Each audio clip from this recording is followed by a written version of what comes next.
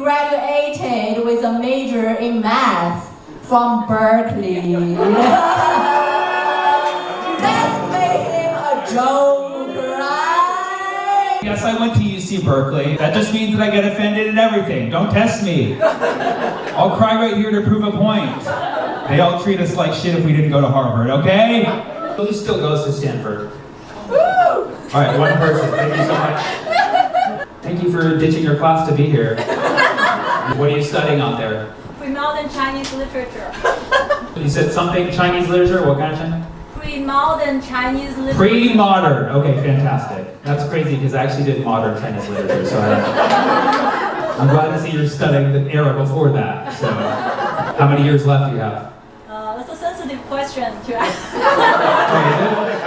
Never ask a Stanford student how long they're going to be in school for. I don't know when I would ever graduate. Pre-modern Chinese literature, probably, you've been studying it for like 4 years now, maybe 3 years, 4 years. Exactly. But I imagine the period of that literature is probably longer than that, so you probably got some years to go. All right, so the rest of you all graduated from Stanford. Did anybody do like a short term at Berkeley? Be honest. Be honest, don't lie to me. Thank you so much for your bravery. What did you study at Berkeley? I went there for a summer session. For a summer session, all right, fantastic. Fantastic. She had to get away from the stringency of Stanford for a nice summer break. Because she was going to Stanford for her regular courses, and everybody was like, hey, when are you going to finish? She's like, don't ask me that! You're going to take some time off and go to Berkeley. People don't ask you that. What did you study at that summer session? Hell yeah. Did it work? Did you also study marketing at Stanford? No. Okay, well, hey, Stanford couldn't satisfy that particular part. She's like, I want to be a product manager. They're like, well, you got to learn marketing. Stanford's like, no, we can't do that for you. Stanford, you need to help me out. All we have is pre-med and pre-modern Chinese literature. I'm so sorry.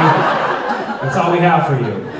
Anyways, go Bears and go. What's your guys' mascot? Cardinals.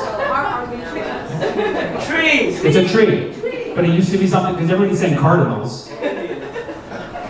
Okay, this is why you guys don't have marketing classes, because clearly your branding is not on point. I've known of Stanford my whole life, and I can't even tell you what your mascot or icon is, and you can't even tell me either. I'm like, hey, what are you guys? It's the tree cardinal, trees cardinals. Tree is the unofficial mascot. Okay, fantastic. That's, again, rule number 1 in marketing is tell the customer what they're getting. Customer's like, hey, what kind of oil do you use for your french fries? Well, peanut oil is the unofficial oil. But we're actually using bacon grease, it's not plant-based. Final question, because I do gotta go. That summer at Berkeley, did you have a good time? She's nodding! She's nodding! Because Berkeley, we do know how to have fun, okay? And so do you, but in different ways, all right? You have your fun between classes, we have it after classes, because our classes actually end, all right? Thank you so much, everybody. Thanks for supporting this show. Love you guys. The Bears have won! The Bears have won! We can complain about all the problems America has, but we were founded by the worst people ever. You know, the explorers, Columbus. Oh, I don't even watch Dora. That's how bad it is. The explorers, they took land, they forced themselves on women, and then our textbooks still say, oh no, they were just looking for some spices. Oh, these gents were quite the foodies, huh? Oh, got a little sidetracked on the culinary expedition, huh? Never got with my guy friend, like, bro, you want to go to the club tonight? It's 4,000 miles away. Are there be girls there? No, buckets of oregano, huh? We're spice hunters, bro! Yeah, right. I think spices was like code word for side chicks, yeah? Mistresses, they had to tell their old lady something, you know? Like, Mario, why are you going on those boats with the boys? Spices. You know, like jasmine, rosemary, cocoa, ha. Think about it, spices are the classic side chick name. We got pepper, ginger, cinnamon. Those are stripper names. There's probably a strip club out there called the Spice Rack. I put my money on it. And if not, I'm gonna open one up down the street. I am. I would love to run the Spice Rack strip club. Can you imagine me doing the marketing plan? Come on down to the Spice Rack. Tonight we got cayenne and paprika the freaka. It's the holiday season. Come see Pumpkin Pie Spice. Take off her cloves, everybody. Oh, yeah. We got white pepper, we got black pepper, we got red pepper, but she always flakes. We got coriander, who used to be known as cilantro before she got all dried up. And then we got a young mom. This mother looks so young every time the bouncer has to call her mom. Oh, Tara used to work here, but now Tara gone. But you can still find our male strip of peppercorn on Grindr. Yes, the spice rack. Come see what America was founded for and bust a nutmeg. You'll be cumin in your pans from parsley, sage, rosemary. Sorry, guys, I put too much time into this.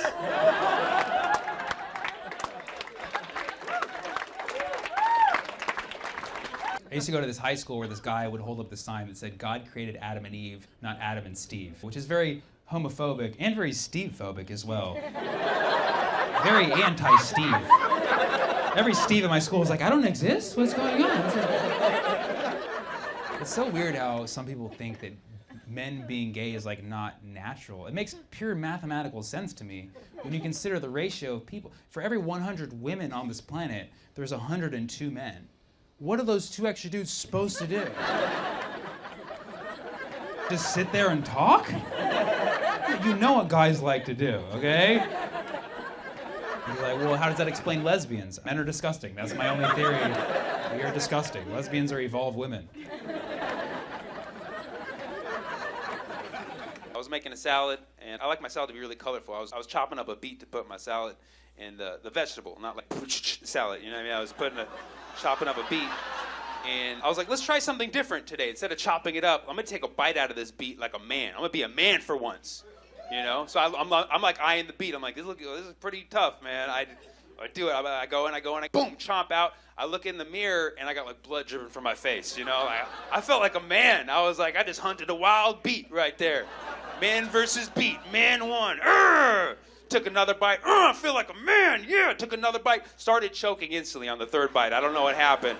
It felt like someone poured acid down my throat. I don't know. I got really dizzy. I got weak in the knees. I kind of fell over, and I reached for my laptop, and I Googled, what happens eat beet too fast, right?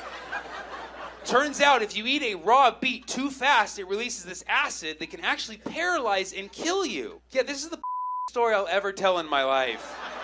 I was attacked by a bee. I have a friend who once wrestled a bear for 3 minutes. What's my story? Oh, you ever mess with the wrong vegetable, dude? Those beets don't mess around, man. Your parents still technically aren't in love with the fact that you do stand up. Actually, my mom was just here this last weekend. She's like, I always supported her. And then my boyfriend looked at me and I was like, don't engage. I was like, just don't. Just let it go. Literally live that lie. I was like, what? Welcome to So Happy Hour. And now, your host, Sammy Obeid. Thank you so much. So Happy Hour, dim lit edition. This is sponsored by Crystal Salt Lamps, everybody. Get yourself a salt lamp, dude. Who needs a light? Get this, I'm telling you, all right? Virtual comedy is on its way out. Get you one of these now. So thank you so much for joining, everybody. What a week, right? Bill and Melinda Gates have filed for divorce. Yeah, but you know, as they say, when one Windows closes, your computer crashes. That's what usually happens. The PBS Kids channel is introducing a Mr. Rogers spinoff called Donkey Hody. Yeah, about donkeys. And that's awesome. It mixes 2 of my favorite things, Mr. Rogers and donkey shows.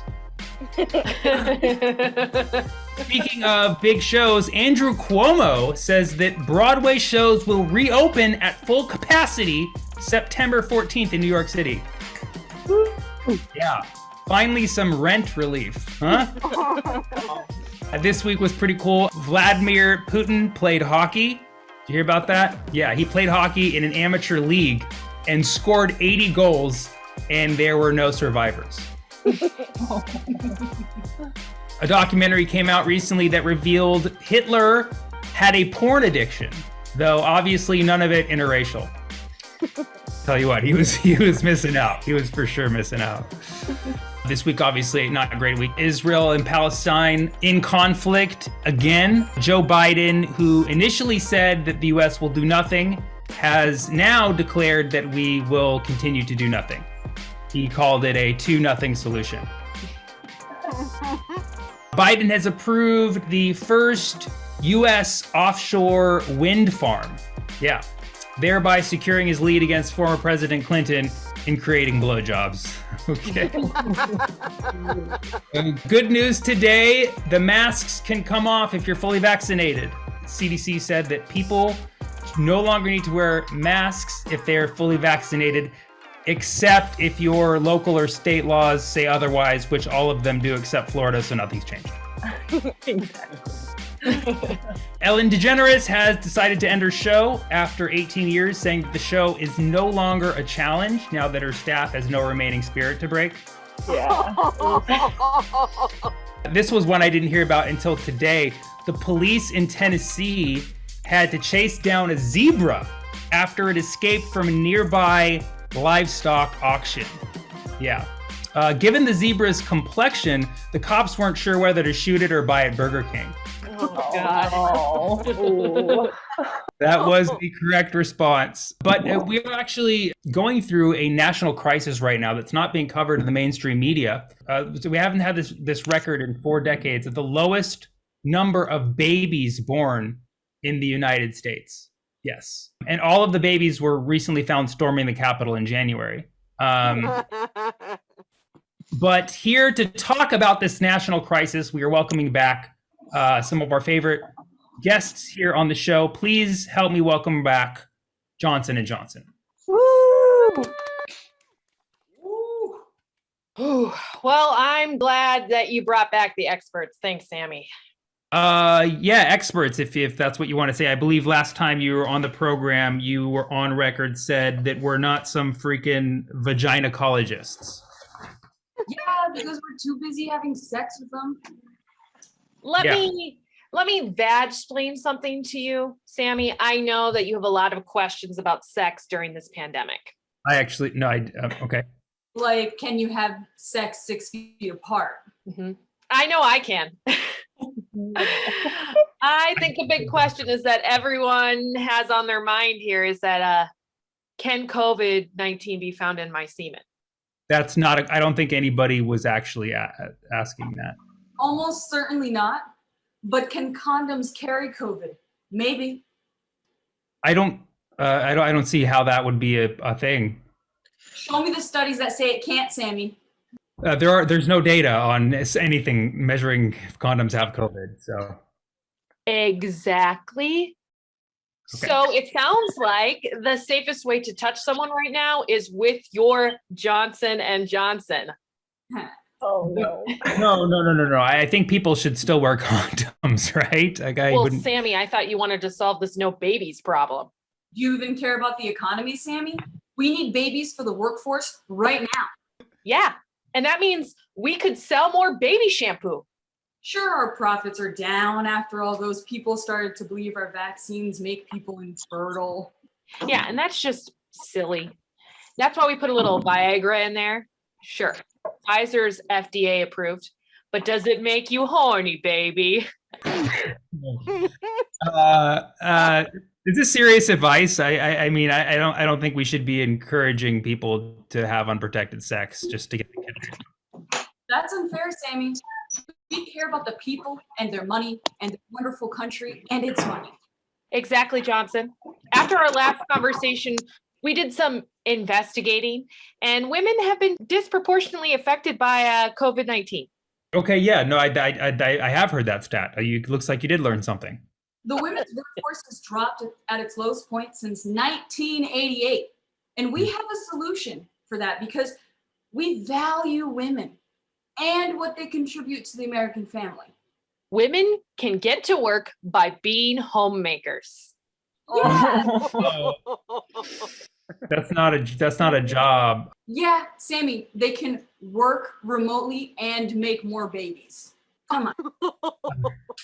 And they have more time to purchase wonderful Johnson & Johnson products.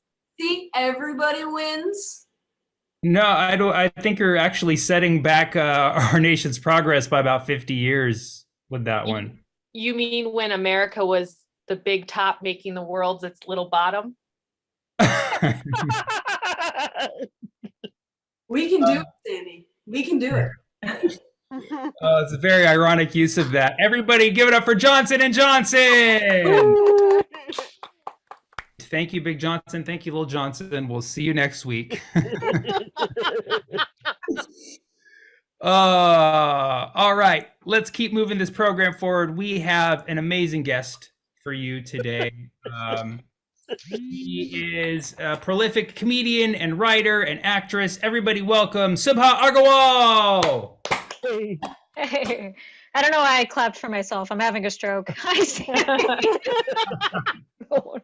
No, you're good. Whenever the attendance is less than 25, I tell people you need to clap for yourselves. I'm sorry, but thanks so much for joining. Your lighting looks Thanks great. for having me. Of course.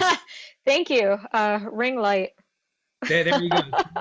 Yeah, I would do that, but then my thing would probably fall over, and then I would have to use. So I can't help but notice you got some Post-it notes going on there. Can we just maybe pry into your personal space a little bit? Oh, yeah. I mean, it's all goals, none of which are going to come true. It's a lot of goals. I was writing a movie that's on pause. I wanted to make more merch because the first merch I made was really bad. Everyone's like, we like you, but burn those stickers. What the are you doing? Touring, other tour ideas, some short I was trying to make, restructuring my hour. Oh, and then here's not a goal. It just says this too shall pass. Oh my gosh. It's in the corner, just too. like a message for the times where it's like nothing's going to plan, but at least it'll change. You know? That's a good way to look at goals, you know? Like they either get accomplished or they just pass, right? I mean, how disturbing would it be if I showed you this bulletin board and it was just all motivational Post-it notes? How much worse would it be where it's like, the sun comes out tomorrow? We'd be like, we have to find her. Well, that's awesome. I'm glad. And they're color-coded, too. It doesn't look like they are related by color coding, but I like that there are. Yeah. Thanks for sharing that. I know it's, I would say, you know, like we asked to be in your personal space, but you did show us it before we asked. So thank you so much for joining. Are you in LA? Yeah, I'm in LA. That's the right. That's the right. Yeah. I'm in LA for sure. What part of town are you in, by the way? I'm at Cypress Park, which is like, nobody knows what that is, but it's really close to Dodger Stadium. But I am going to be in New York in June, so I'm very excited for that. Oh, cool. So, and you do that a lot, right? Because I know you kind of like, you'll go to like a city and you'll hang out there for a while. Is that something you normally do in your career? Well, it depends on what's going on. Like, I mean, New York spoils you with like club spots, especially if you've been there as long as I've been there. So whenever I have just had time to like work on material and I wasn't like in a writer's room, I would just pop over to New York. And like during the pandemic, LA has been like, I mean, LA's always atrocious with stage time. Like it's also been really bad, even with like socially distanced outdoor shows. There's just more of them in like San Francisco and San Diego. So Right. yeah, I was just, and because of the pandemic, I do have a writing gig, but it's mostly remote. So it's like, yeah, I'll just go up to San Francisco or San Diego and like do some shows in a parking lot and then That's actually where I saw you last, was in a parking lot. That's crazy. Is it, you know, if somebody asked us what we were going to do when we were kids, like one day I will be at parking lots throughout the week. Dude, if I could find 17-year-old me, that's when I started comedy. I'd be like, listen to your parents. Become a doctor. I'm glad you said listener, because that was about to sound really creepy. If I could find 17-year-old me, like, don't say it, don't do that. So that, yeah. So what did you want to be when you were a kid? Did you know you were, you know, funny and wanted to be an entertainer? No, I was never funny. I mean that like dead serious. When I was a kid, I was not funny. I'll explain that. But like when I was really little, I wanted to be Mia Hamm. I don't know if anyone remembers that soccer player from like the 90s, but oh, I loved her. And I loved her in those Gatorade commercials with Michael Jordan. I was like, yeah, we could do anything boys could do. Like oh, and then genetics kicked in. It was like, nope, sorry, you're not making the soccer team. I was like, God damn it. I'm like, I had a whole real life training montage and everything. It didn't happen. So that was the first goal. And then the second thing is I actually did like physics and bioengineering, but like, I think I was too messed up socially to pick a stable career. And like in high school, that's when I discovered stand-up comedy. Every Indian kid was obsessed with this guy named Russell Peters. So I was like, oh, if I could be like Russell, I'll have Indian friends. All the Indians hated me. I was like, so I didn't know about our culture, which, by the way, I feel so betrayed about that because all the Indian kids went to temple and they all got schooled. Meanwhile, I used to love going to temple, but everyone made fun of me for being a nerd. And I was like, oh, this isn't cool. So I stopped going, also because soccer practice was the same time as temple. So I stopped going. And then I met these motherfuckers again in high school and they're like, you don't know our culture? I was like, what? I was supposed to do, you told me not to do that. I was so mad. It's like being peer pressured to smoke cigarettes and then 5 years later everyone being like, ew, your breath smells. It's like, what the did you expect? Yeah, that's like super high expectations coming from kids, you know. I know. Oh my God, they were the worst. They're like, you don't know what state the Taj Mahal is in? I was like, I don't know what state I'm in. This is public school. So you grew up in Chicago, right? Yeah, suburbs. So there were Indian people in your community, but you didn't feel like you fit in, identified. I mean, you went to temple. Well, the first neighborhood we were in was like very white, and then we moved to a bigger neighborhood so we could go to the better high school, and that had like a good amount of Indian people in it. It's like, yeah, the suburbs have like Indians, but like we're in pockets. Like you have to seek it out, you know? Yeah. That's crazy. I've never asked anybody, like, what was your, like, why did you start comedy? And you're like, to win the approval of other Indian people in my community. I really did, just not my parents. Yeah, I mean, I got it. You know, every brown person, every brown comic, you have to ask, how do your parents feel about what you do? Dude, like I'm so jealous when they're supportive. There's a comic named Casey Aurora. I'm sure you know Casey in New York. And his mom like comes to his shows and like is supportive and like laughs. And I'm like, you son of a. Yeah. I'm so jealous. I'm so jealous. I will say my parents do support too, but they're not here. So how supportive are they? You know?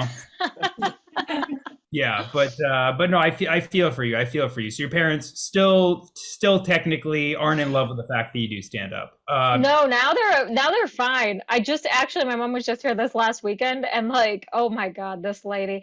I've heard multiple moms do this where they just like deny your childhood.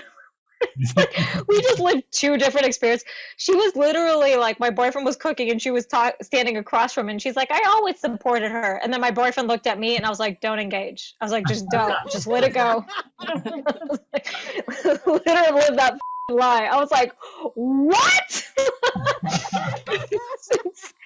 I was like, lady, you called me crying like every day trying to get me to stop doing comedy and like go to grad school. I'm like, you're out of your mind.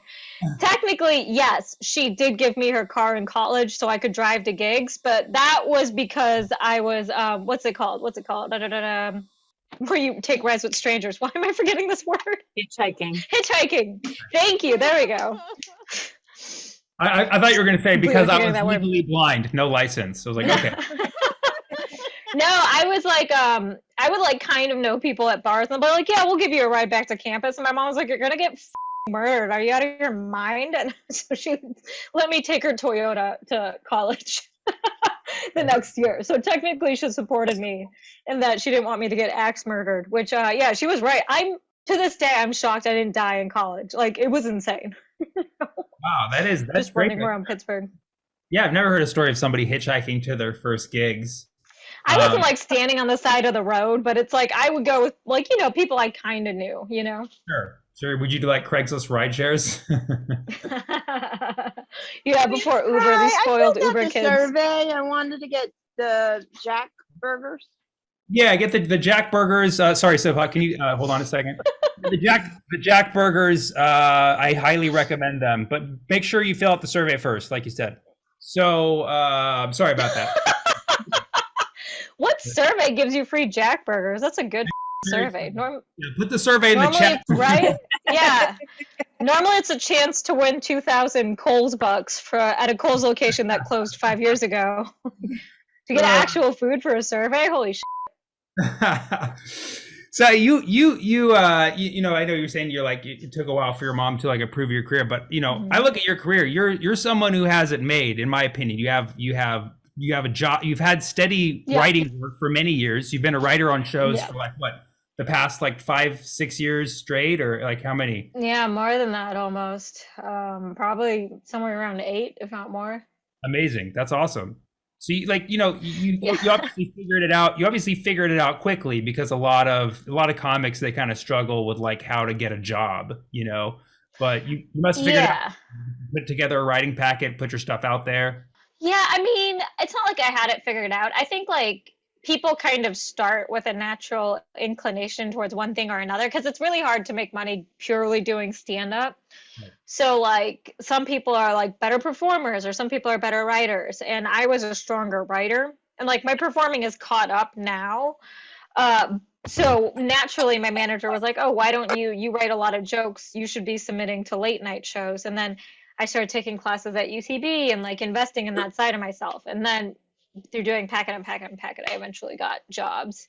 So it kind of happened organically, if that makes sense. Yeah, no, that's definitely makes sense. And you've done Comedy Knockout, True TV, Jim Jeffries show. Like, what was your favorite writing gig that you've done so far? Honestly, I think, and this was very random, but I think it was... All of the showrunners are watching this, by the way. I honestly think it was a pilot I did that was the most fun, because it was just like sketch comedy. And this was 50 Cent actually had a sketch comedy show. And we did the pilot at A&E before BET picked it up for a run. But like just working on the pilot with really funny comedians and writing fun sketches was like awesome. Oh, that's awesome. You know? And there was like not a lot of pressure or like notes or whatever that I had to deal with, at least on my level. So, and like everyone was comedians that I knew, so it was really fun. Oh, that's awesome.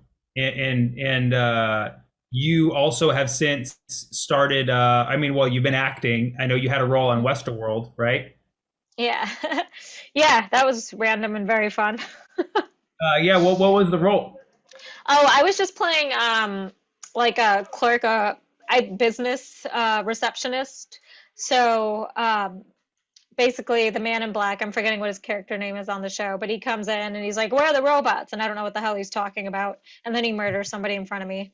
And then he just goes on about his business looking for more robots. But I was just a receptionist. It was funny though, because I didn't think I was going to get it. And I like filmed it Friday, and I had to do it on my lunch break at Jim Jeffries' show. So like Jim's assistant helped me film it, which was really dope.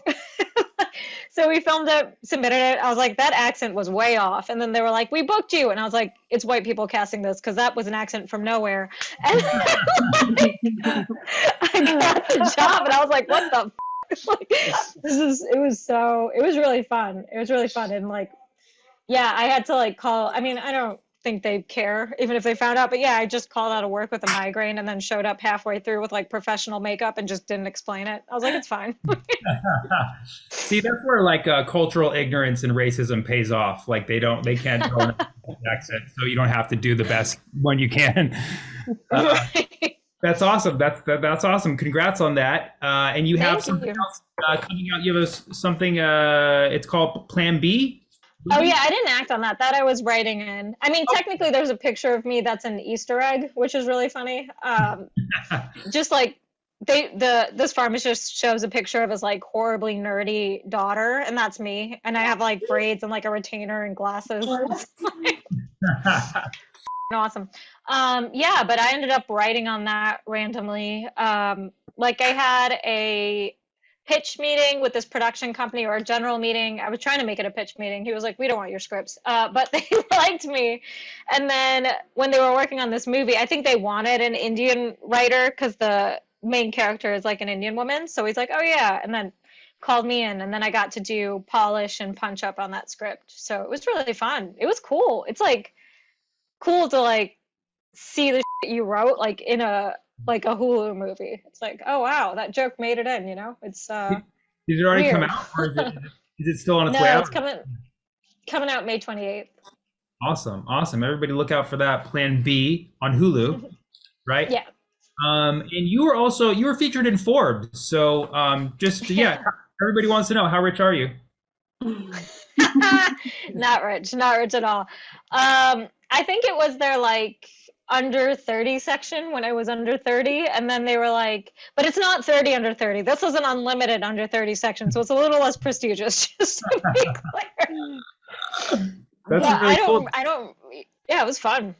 Was that something you could like show mom and be like, that's really, hey, look, check out my Forbes, like, I don't think I sent it to her. I mean, my mom gets mad because she's like, I find out what you're doing through my friends because they're like, oh, congratulations. And she's like, what the are you talking about? I don't tell her jack because like, I know it's only a matter of time before she disapproves of something where it's like, I didn't get the role, but I was up for some like new Mindy Kaling HBO thing. And they were like, you have to be okay with partial nudity. And I was like, all right, I don't give a But it's like, if I got that role, I would not tell my parents. I would wait. I would let somebody else tell them. I'm like, I'm not saying. And so you're currently living in LA, and you said you're going to do a month in New York this year. And I understand you have a dramatic cat. Is that true? I do. I have very dramatic cats. Actually, there's one right here. She's not going to like it. Come here. Hi, baby. Oh, here she is. This is Ursula. She was like kick flipping off of the desk. She's like, put me down. Yeah, no, both of my cats are very, very, very dramatic. You have two dramatic cats. I see. Well, so as a cat, I'm a cat lover too. We have a special game that we're gonna play. Seeing that you're a cat lover. You down to play a game? Yeah, absolutely. All right, everybody, welcome our resident game host, Julia. Please clap. Hey. Sorry. My cat is here, Kitten, to help with the game. And it's kind of like Jeopardy, where we ask you questions and you and Sammy will be competing to see who wins. There's no prize except the joy of winning. So. Oh, wow. These are our categories: cats who have made history, catchphrases, cat burglars and crimes, famous cats, and cinema cats. So who wants to go first? I'll go first. Okay. I'm going to do famous cats for 200. Stand-up comedian and Friday After Next actor. Oh, I don't know how to play. I'm stupid. It's like Jeopardy. Yeah, sorry. I think we have to buzz in, right? How does that work? Are we buzzing, or does she get it because she asked? Oh, yeah, maybe we should do the buzzing. Should we just say meow? Yeah, you can say meow. I think we were both going to answer at the same time. I think we both know who it is. Meow. Who do you think it is? Cat Williams. Correct. All right, so I don't think that one should count because we didn't know how to play the game yet. All right, Subha, you can go again. Is that okay? Yeah. Oh, yeah. Let's do famous cats for 300. Two Broke Girls and Thor. Meow. Who is Kat Dennings? Correct. Yeah. I'm gonna go with cat burglars and crimes for 500.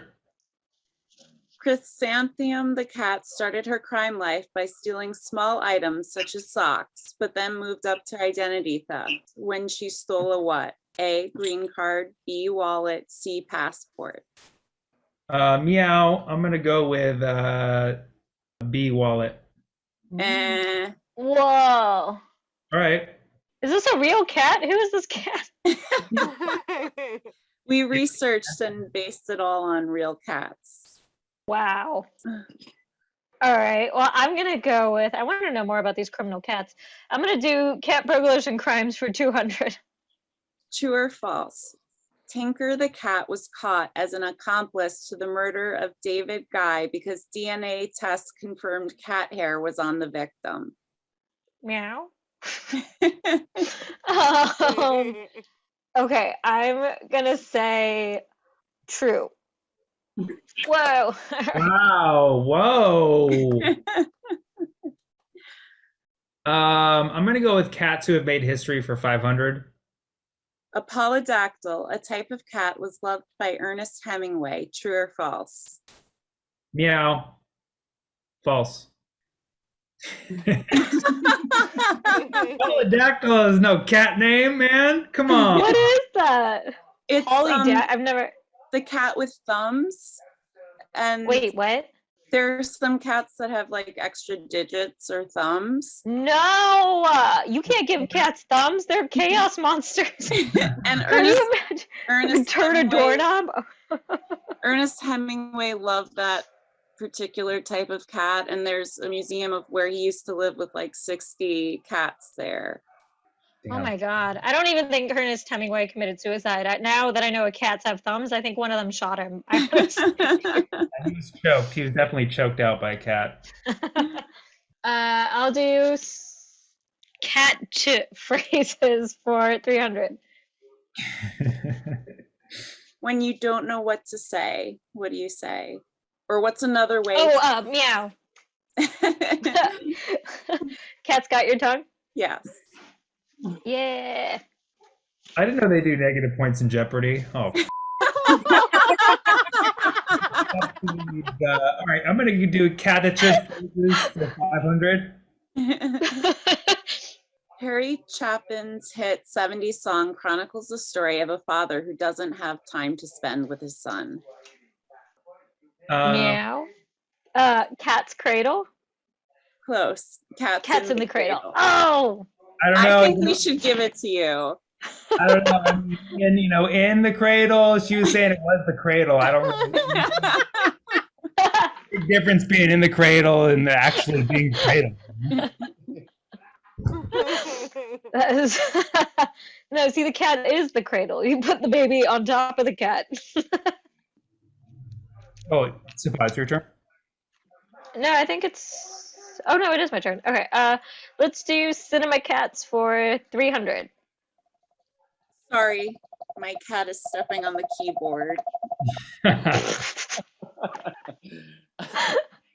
This cat has been to space with his owner, Dr. Evil. Ooh. Meow. I'm gonna say who is this is probably wrong. Mr. Whiskers? Mr. Bigglesworth. Mr. Bigglesworth! Oh.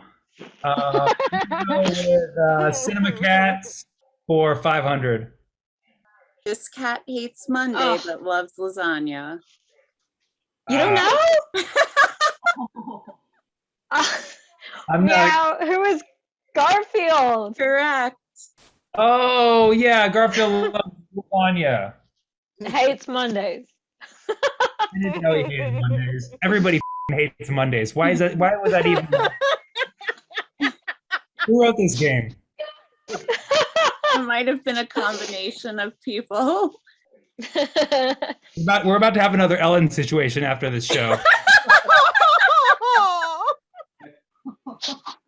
All right, you're next. I'll do cats who have made history for 400. Was the oldest cat to ever live younger or older than you? Oh.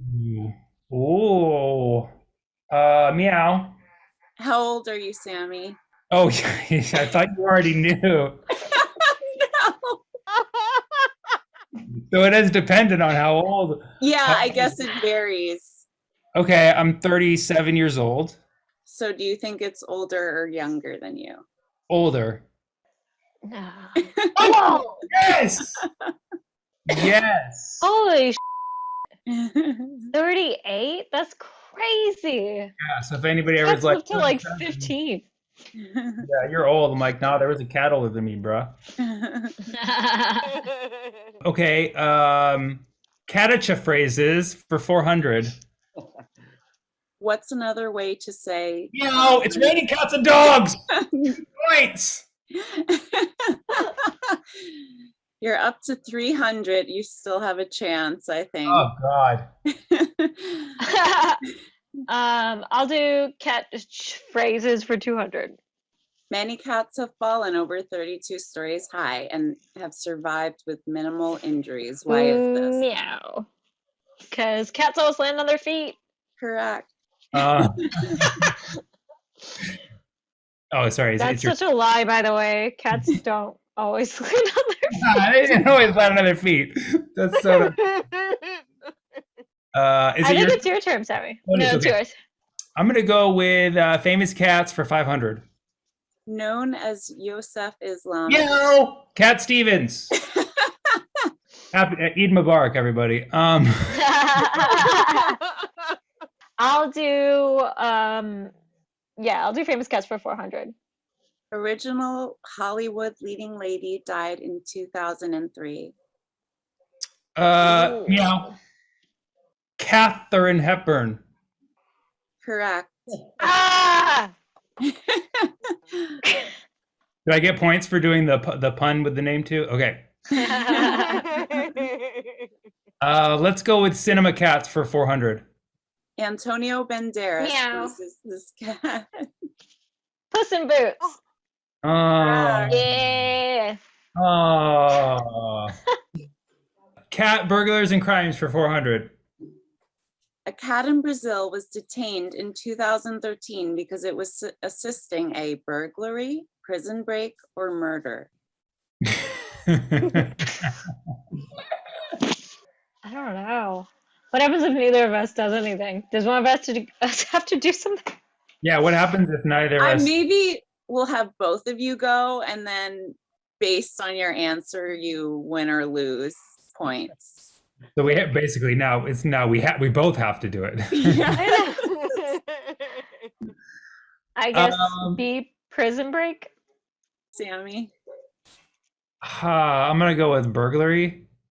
Go, come on. Come on. He was in Forbes. That's hilarious. All right. I love that Shawshank cat just slowly clawing through the walls. All right. Your turn, right? Oh, yeah, I'll do cat phrases for 100. Being nosy about other people's lives may get you into trouble. Oh, yeah. Meow. Curiosity killed the cat. I like how it was the easiest one, and we're both like drooling. I know. No, I was just gonna say it's like write your name for the SATs and then spelling it wrong. I'm gonna go with cats who made history for 300. Featured on the Rachel Maddow show, Limberbutt McCubbins ran for what political position in 2016? Wow, I can't believe I don't know this. Limberbutt McCubbins? Was that real? No way. Meow. I'm gonna say meow. Oh, come on. Come on. A cat's not fit to be president. I'll do famous cats for 100. Schitt's Creek, SC. Bingo. That's right. And throw some FYBBs into the chat to really drive it home. Or What was that? Yep.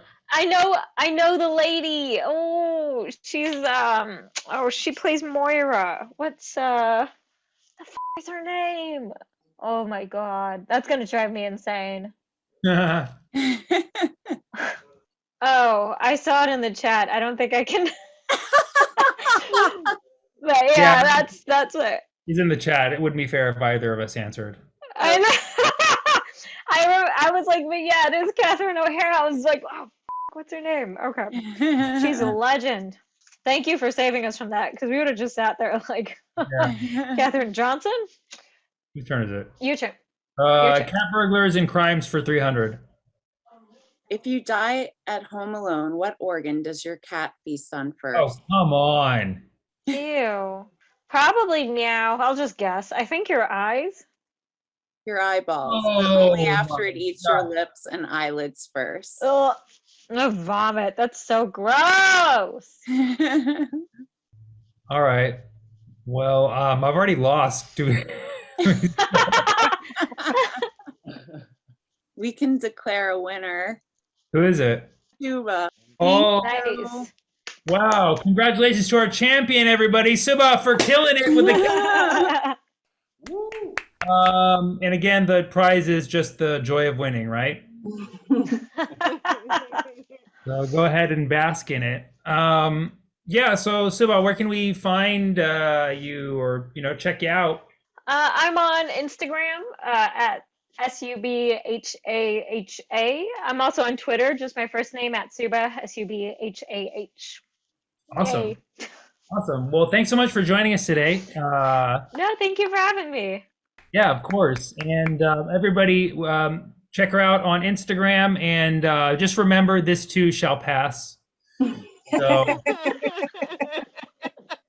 thanks again for tuning in. I'll catch you in another parking lot real soon. All right. See you later, Subha. Give it up for Subha, everybody.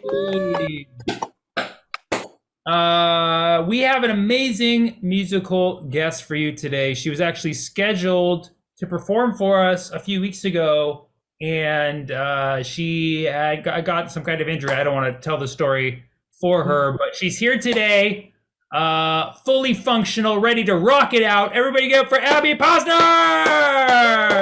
All right, what's up? Yes, I actually ended up smashing my finger in a door, and no one told me that when you smash your finger in a door, it will never be the same ever again. This is like 2 months. Wow. Of that happened. I mean, I can play now, but I wasn't able to play guitar for like a month.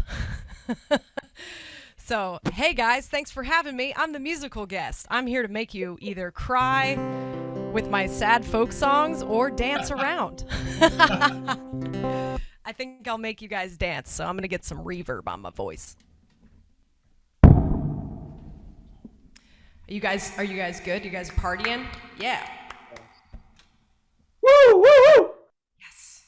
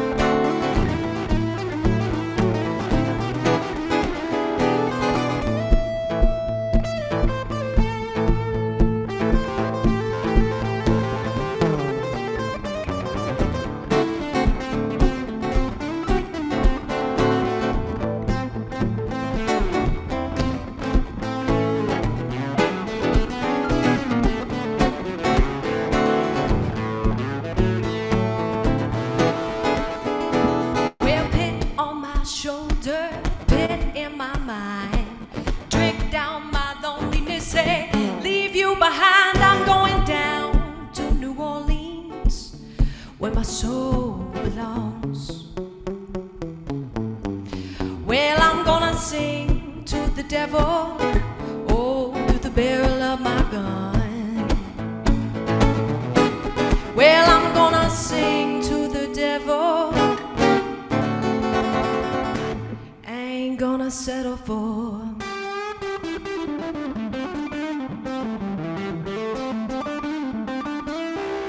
ain't gonna settle for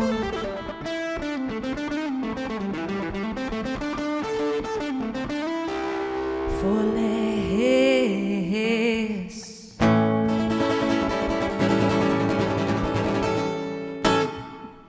Thank you. Woo, woo, woo, woo. All right. I'm gonna clap for myself, just because everyone said to clap for yourself. So now maybe I'll make you guys cry. I like to go up and then go super down. That's what I like to do, just like drop you right down there. This is a song I wrote during the pandemic about feeling down. I'm sure we all had those days when we woke up just in a real hell of a funk, because it was a year, right? It was a year. And this was a song I wrote just about kind of allowing myself to feel and accepting it and kind of having a cup of tea with it. Maybe you guys can relate. It's called Low, Low, Low.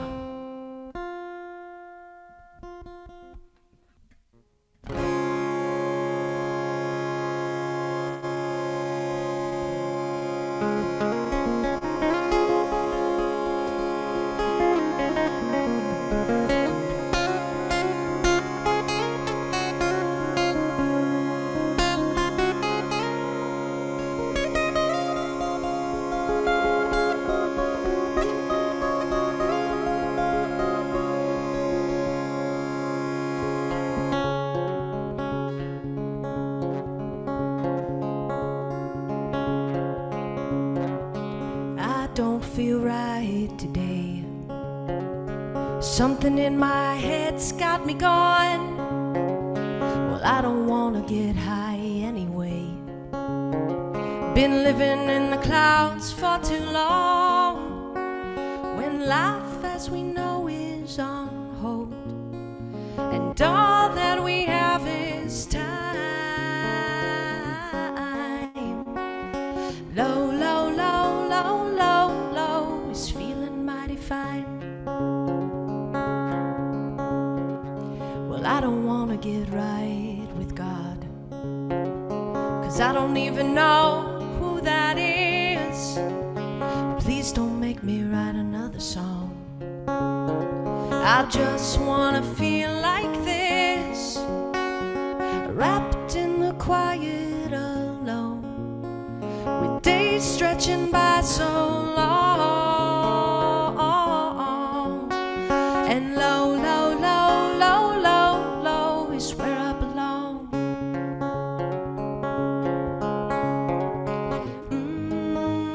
Let the ocean pull me in.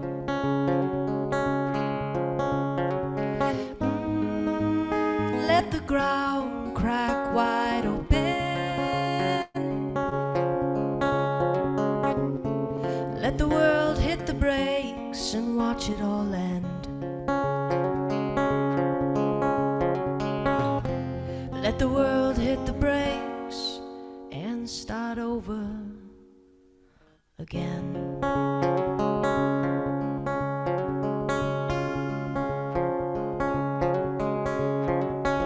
I don't feel right today. Something in my head's got me going. I don't feel right today. Been living in the clouds, living in the clouds, living in the clouds.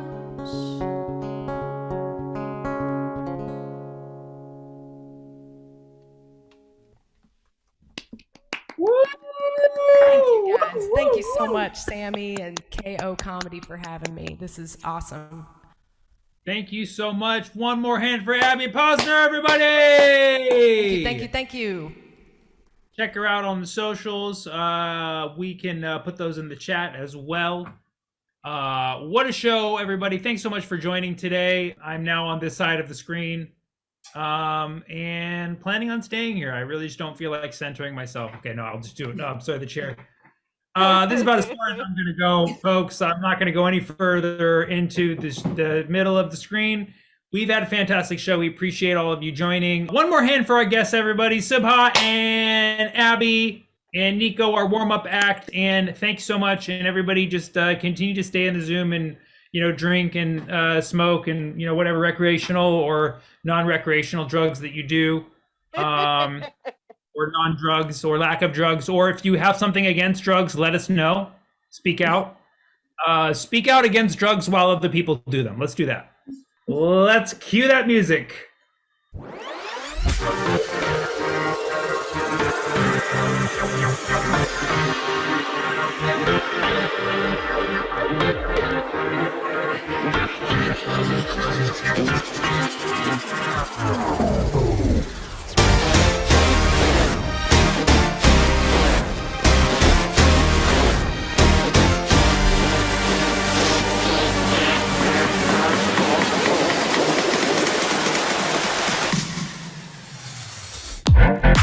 I'm just going to go ahead and cut to the chase. I'm running for president in 2036.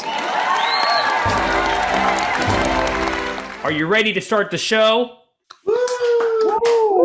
Awesome. Well, what an interesting week this week. President Biden and Vice President Harris released their tax returns. Biden's taxes revealed that he paid 26% on just over $600,000, which for those of you who like math, you'll know that that's the same amount that Trump paid times infinity plus 150,000.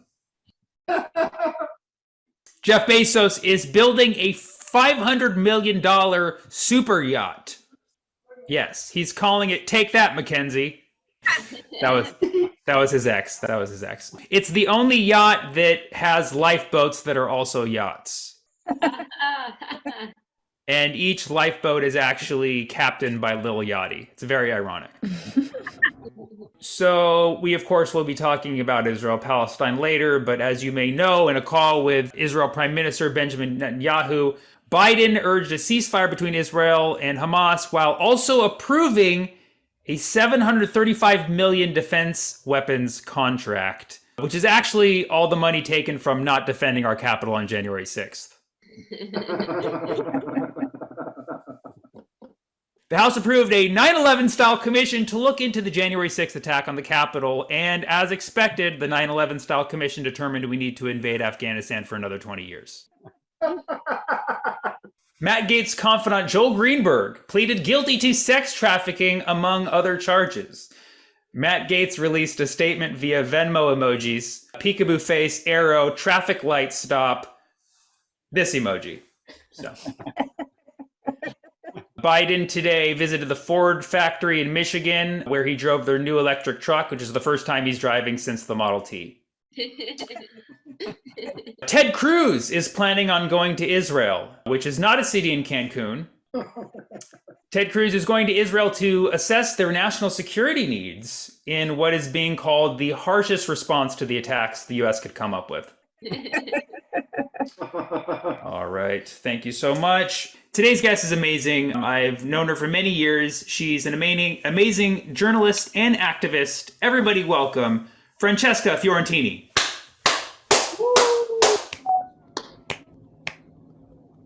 Hello. What's going on? I'm sorry, that was me who said ow, ow. I was trying to do a ow, but it came out more like ow.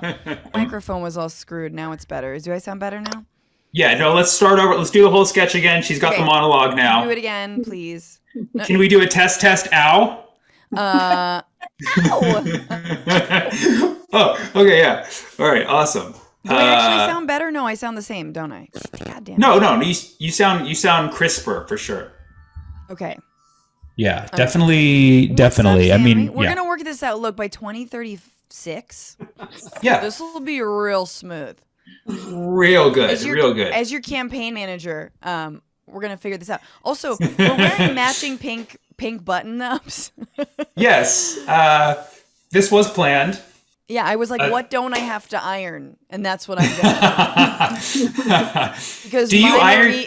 Well, I have a lot of cotton shirts, and my Marie Kondo is just like smushing all the cotton shirts in the same drawer and just like, yeah, get in there. And then having to iron. It's a steamer, you guys. Everyone, give it up for the steamer.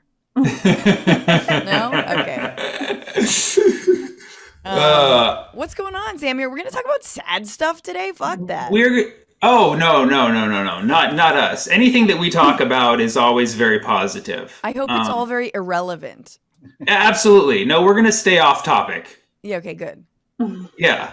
And I really appreciate you being here. You know, I've been watching you do all sorts of great work over the years. But I know you take a big particular interest in Israel-Palestine. So I do want to ask, like, how long have you been anti-Semitic into human rights? Sorry. Yeah, a good 20 years. I don't know. But look, I'm dating a Jew, so it's okay. Right. I should be dating a Palestinian as well to like balance it out. I feel like if I could successfully do a throuple with a Palestinian, first of all, hot as hell, number one. That is a hot ass throuple. Not trying to objectify you, Sammy. No, it's totally fine. I mean, look at my shirt. But I'm staring at your boobs, but in the camera. They're really far down here. They hang very low. Yeah. Is it more like this? What's up? Hey, yeah, no problem. But I love that idea of polyamory for peace. That is a great campaign. Well, it's so funny because like I make that joke, but it's like that's sort of the baseline joke for Israel Palestine is being like, if only we could just like find love, like if there was like a Romeo and a Juliet and they could just like fall in love and like then there would be peace. And it's like, oh, I wish it were as adorable and liberal as that. Yeah. Like, I wish your piece involved like no one changing and just like some good Hollywood story being written about like Israelis and Palestinians falling in love with one another. By the way, that most likely happens all the time. For sure. There's a lot of Capulet and Montague like violence happening right now. But anywho, sadly, I don't think that's going to be the solution. As much as I enjoyed Welcome to the Zohan. I mean, I almost had that story multiple times if I didn't have commitment issues. It was just more of a, does a hookup count? You know, is it a one night Romeo kind of thing? Romeo Abdullah, you know, however you want to phrase it. But your name is Francesca Fiorentini, and that's Welsh, right? Yeah, absolutely. Through and through. That's awesome. So I understand that your mother is Chinese and your father is Italian. Uh-huh.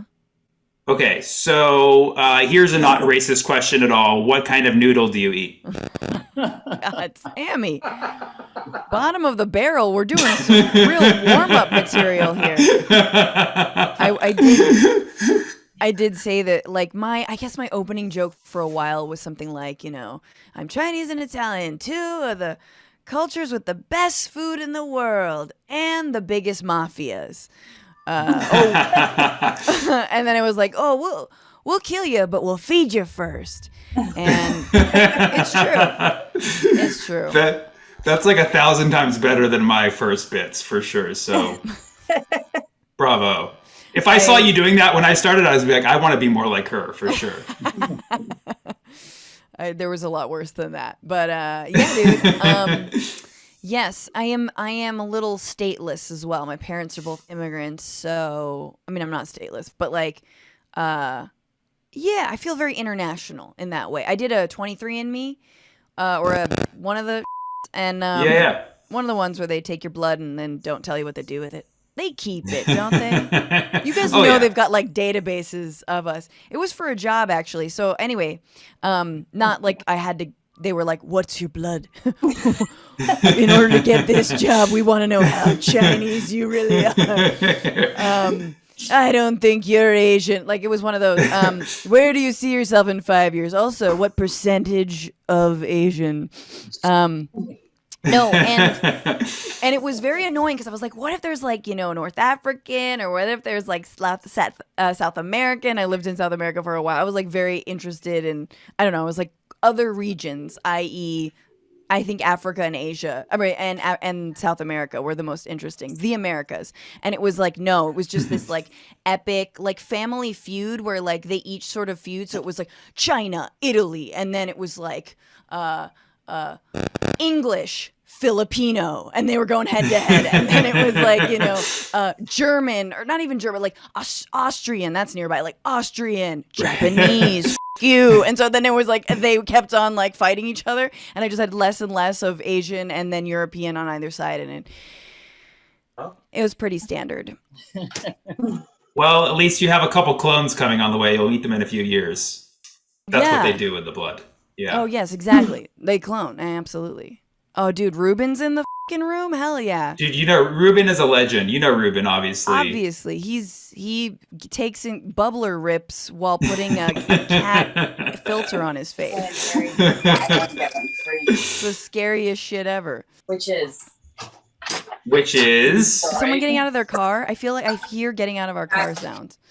Who are we being heckled by? Bianca is not heckling. Bianca's very, very. Look, is that friends behind you, Bianca? Yes. Oh my God, that's. On me. They're checking in on me. Wait. Is there a reunion happening? I mean, Israel Palestine, yeah, but like, is there a reunion? It's gonna be an unscripted show. Oh, like a hang? Like a remember hang. that time? But yes, it's definitely happening. I'm not sure when. But yeah. Very cool. Okay. We'll see. I'm actually writing a reboot of Friends, but it's like fitted to the demographics of the U.S. currently. So one of the friends is going to be 1/3 Asian and 2/3 Black. So they'll be Blasian. And then we'll have one Latino friend, I guess like Raquel. We still have like the same names, or Jose or something like that. Yeah, I like that. And Raquel's and then it's still 4 white friends. But no Asian. Half Asian, half Blasian. Just a 1/3 Asian is all we can get right now. And then like literally no middle, like the Middle Eastern will have to be like the Gunther, like the coffee shop guy. So But it'll be great. It'll be like that what was that United States of Al?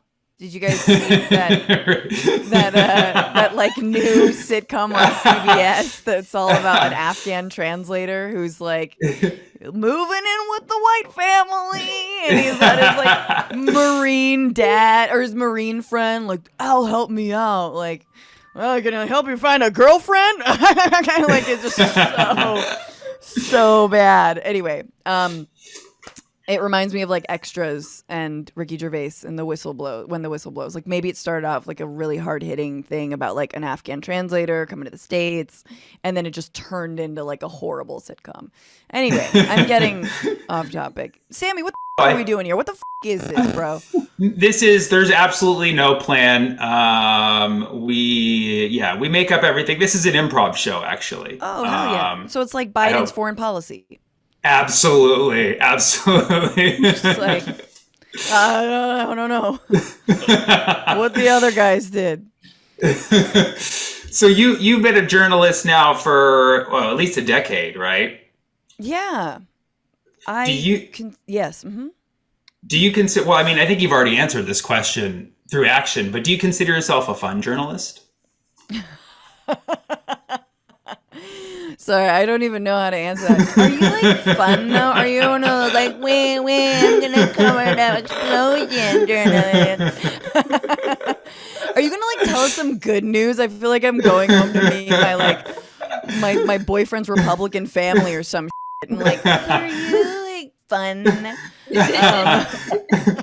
Wait a second. Wait, is Matt's family Republican? No, they're not. But it feels like something that like you're like a sister-in-law. Like I'm trapped with you, and you're like, so tell me, are you like a fun journalist? It's really funny. I think so. I don't know. I think it's important to always have some levity, as I think, your comedy also speaks to. And, always there are ways to talk about serious issues in forms that aren't just so heavy. And I think that oftentimes when we have like just endless bad news, you are desensitized to it. Right. But if we like wrote an Israel-Palestine explainer on the tummy of like a round boy seal, just like, like it's always, sorry, I'm really into seals on Instagram right now, but no, it's always, it's the medicine, there's the sugar to help the medicine go down type thing. So I think there is a role to be fun, and that's hard. That's sort of why I will never be employed. I had a special on MSNBC last year, and it ran in the dead of night it ran at like 8:00 on December like 22nd. It was like holidays. Everyone was off. It was like the understudy of Maddow, who's like, it's like Raquel like Sadow or something, just like hello, and it was all like the understudies were filling in. It was fun, but anyway, my show aired, and my show was trying to be kind of fun and funny and a little different, kind of like United Shades of America, Kamal's show on CNN. Yeah. Right. But like. And it's hard because it's hard to convince news people that they need to like take themselves less seriously, and we might like them a little bit more. But what are you gonna do? I mean, that's such a great point. I never really thought about that. Like, if every journalist or news anchor just trained in being like a little bit funnier, maybe people would have better understanding of the world or be more inclined to watch the news or learn something. For sure. Also, if they didn't have the same like the same generals, the same former Republicans, and Right. like, the same, if they just didn't have the same talking heads all the time, it would be a little more interesting. So they could switch that up. Do you have a least favorite journalist, least favorite anchor? Somebody you can't stand? I'm deliberately forgetting his name, but Jake Tapper today really, he's really crushing it when it comes to just unfettered like racism towards Palestinians. And Chuck Todd. I think Chuck Todd. There's a few people I hate, but like Jake Tapper, Chuck on CNN, Chuck Todd on MSNBC, and also close second is Nicole Wallace on MSNBC, former Republican, worked for W. Bush, and is always like, is this the party? I mean, honestly, they don't even believe in the election, and I can't. It was like, you did this. Like, we invaded 2 countries in your administration, all right? Like, yes, Trump is awful, but he didn't invade 2 countries. Like, let's be real now. So just so funny, and just watching all these Republicans, like, you guys want a job in news? Say you were a Republican. Ugh. Oh, they love it. They want up on your dick if you were a Republican. Anywho, who else? Oh yeah, I don't know. Jake Tapper said some question, which is important to talk about, right? About Israel-Palestine today. And his framing, which is a lot of people's framing, is like, well, why did all this violence, begin? Why? Well, I mean, Israel had to respond to Hamas's rockets, as if the rockets were the thing that kicked it all off. When that's what started everything. See, in the beginning, Sammy, there was a Hamas rocket. That's what. It's in the Bible. It's actually in the Bible. The Bible says on day 1 there was a Hamas rocket. Yes. Yeah. Day 2, God was like, we got to clean this up, so I'm gonna create something. I'm gonna create an iron dome on day 2. Right. There's an iron dome, and then gravity was created. But really, that's exactly what we're led to believe every time we talk about Israel-Palestine, and also that it's like. It is disingenuous to just call Hamas. It's like they're actually a democratically elected government of whatever the hell, like it's of Gaza, and like, because there's not a contiguous state of Palestine, so it's like there's a Palestinian Authority in the West Bank, and then there's Hamas in Gaza. So it's, if you believe that there is actually a state, then call it the government rather than But we all know that's a lie. We all know that like Right. actually Hamas does not have control over the territory, is not able to get goods in and out, and basic medicine. That's why you always hear about the blockade of Gaza. You know, we're told about the bombing of tunnels and all of these terrorist tunnels. Well, those terrorist tunnels also transport like much needed medicine to what is the most populated region in the world. So it's like, you know, I don't know. You think your building is busy and then there are a lot of people? Gaza, is like 10 times that. It is everyone crammed onto a small piece of territory, and like the average age is something like 17. Young people. So when they talk about Hamas using kids as human shields, the entire Gaza Strip is like young people. Right. So Tapper is useless. I mean, really, very useless. Tapper, you said Tapper and you said Chuck. Why is it like there? It seems like there's like a subtle like sexual innuendo to all those names. You know, like Chuck rhymes with Tapper. Tapper, that's right. Exactly. Tappan Zee Bridge. Tucker, you know, like he's tucking it in. Oh, Tucker definitely tucks it in, obviously. He's a Tucker. He does the, like, Buffalo Bill, do you think I'm sexy? Like, you know, he just, like, tucks it between, and he's like, I think I'm sexy. Like, that is what Tucker does. He is a fucking serial killer. He collects human skin. Anywho, do you guys think I'll be employed after this show? Well, you guys think people will hire me? You're a Republican, right? Oh yeah, and I can go blonde. You actually once said you described yourself as speaking jokes to power. Oh yeah. Is that redundant or? In many ways. Speaking jokes to dicks. Yeah, you could just repeat it. And you have a podcast. Yeah. Well, we have to always use our comedy to like punch up a little bit. I mean, nowadays it's all about punching down. It's all about like sort of aggrieved white man mad at the quote unquote woke culture and be like, oh, you can't say broad anymore, you know, and like, yeah, you could, but you'd sound like you were from the 50s, you fucking weirdo. Like, you can't do this anymore. You can't touch a little quickity wookity. Like, I don't know what they say, but you know, and you're like, so like you go to comedy shows and it's always like, you know.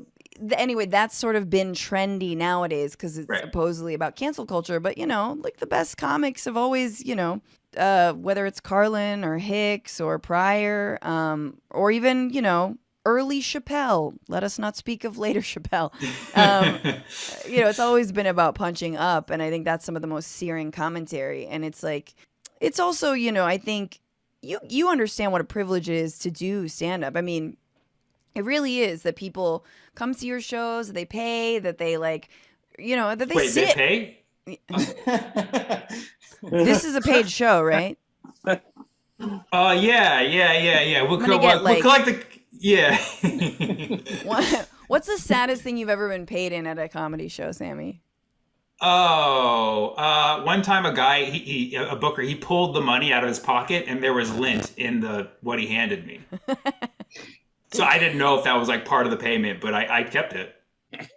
That's nothing. I once got paid in a Monopoly money, like in a Monopoly coupon for Yoplait yogurt. Like someone put in the tip jar a straight up one of those Monopoly coupons. I think it was money. I don't know what it was, but it was for yogurt, and it was more money than I've ever been paid at a show. I did a show in St. Louis once, and we got to eat something off the menu at least, so that was cool. And I ordered a tamale, and it was a Hot Pocket.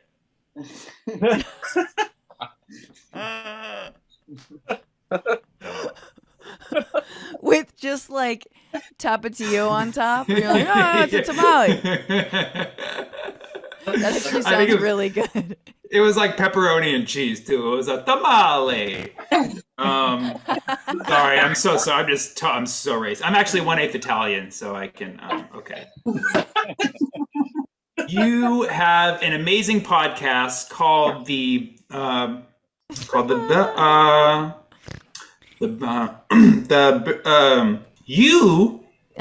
Yeah, tell us about your podcast. Did you really not write it down? You.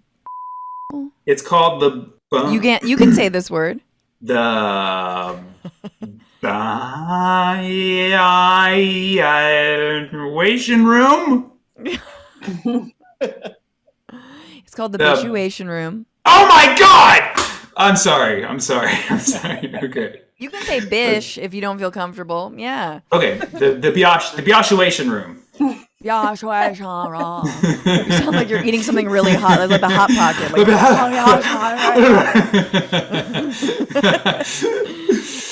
yeah. Every Sunday, 5/8 Eastern. We did a whole episode on Palestine yesterday. And had a wonderful human rights attorney named Noura Erakat, who I've known for many, many years. And she was, you just broke it down. And it is really, it does feel like if you don't pay attention to the issue, it kind of feels like, oh, there it goes again. But this time it is cool because it is different in that so many more Palestinians are being put on mainstream television. And we're finally hearing the story from their side. And they're still not showing the footage. I mean, if you guys are online at all, you've seen like the amount of emergency workers being bombed and targeted, children, civilians, journalists, and even Israelis who there was a protest, I believe yesterday. There was a member of the Israeli Knesset, which is their parliament, who was on the streets and who was like, he's like speaking with like half a sunglasses shattered. And he's just like, look at what we're peacefully protesting. And Israel's like, completely repressing this peaceful demonstration. And so it's interesting because like I'm not saying across the board I haven't been glued to mainstream news, but like they're not going to show you the most heartbreaking. They're going to show you sort of general rubble, like general rockets. And I think, one thing Nora was saying was like just how desensitized we all become to like, another Middle Eastern sort of person, another Arab being pulled out of rubble, which is just so f***ed. It's so f***ed. But I would pull you out of rubble any day, Sammy. Oh, we're gonna definitely put some music in post for that. Yeah, only if you did the same for me. Of course. If we're ever in that situation, I will pull you out of the rubble. You have my word. Out of the comedic rubble. Out of the comedic rubble. Even though by booking you on a Zoom show, I literally put you in the rubble. I'm sorry. Scott says he will tell math jokes during, which in that case, just let me die. Just let me die. Just let me go. Because then not only mostly it's because I get triggered because I'm not good at math. Even though I'm half Chinese, I really need to go back to Kumon. Did you guys ever get sent to Kumon? Anyone get sent to? Yeah. Yo, I want to go back to Kumon. There's a Kumon nearby, and like, do you guys know the face, like the logo of the Kumon? It's just this like circle face, and it's someone. It's like a circle face going like, and like that's my face when when like confronted with math. I'm always like, so I want to go back. I would crush them 8-year-olds up in Kumon. I actually use them for my tagline for every math joke I tell. When people don't get it, I'm like, come on! I'm so sorry. No, I'm so sorry. Yeah, no, I won't. Yeah, that's a great scene though. You're like in the rubble and you're like, can you tell me one last joke? And I'm like, what did the triangle say? And you just die. But speaking of going from one dark topic to another dark topic, I know you used to work for AJ Plus, and I do want to know like what you feel about the building that was recently accidentally bombed. Actually, it was accidentally bombed, fell over in a bomb accident. It took a bomb. It took a bomb. It suffered a sudden, like people have a stroke. It was like that. It's like oh, I'm bombing. Yes. It's like when Ruben takes a bong load, it took a bomb load. Yeah. It was just all supernatural. People went naturally. Natural causes. It's funny. It's actually really interesting for like a corollary on this. I feel like the way people talked about COVID deaths, you know how it was like, well, he didn't die of COVID. He had a heart attack. It's like, yeah, motherfucker. Because he was dying of COVID. Like, what are you Right. talking about? It's similar in the ways that, like, when we don't want to talk about who killed who, it's like, oh yeah, those Palestinians just died. Anyway, you know, and like they died of, you know, inhalation of like smoke and stuff. Yeah, who lit the fire? You know, like, how did it happen? What was the question? No, I think you answered it. It was an accident. Oh yes, the journalism. The yes. Yes. I mean, this shit is crazy. I had a joke that got so misinterpreted, but I said it the other day on my podcast, which was like, you know, people are mad about, which of course, Twitter misinterpreting stuff. Never. No, but it was like, you know, people are mad about journalism or journalists being targeted by Israel, but to be fair, Hamas does use the truth as a human shield. So there you go. yeah, they're like, I like how you got like canceled from saying something on your own podcast. You canceled yourself. You're like that host was really just. Yeah, like cancel her. Ugh. Bitchbation room. Never ever heard of it. Delete archive.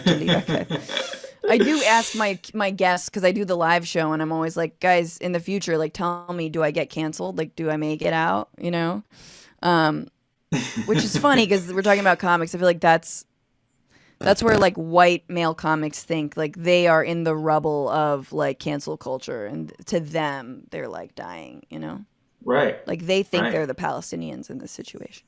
Okay, that was a stretch, but yeah. White men are the new Palestinians. We'll take it.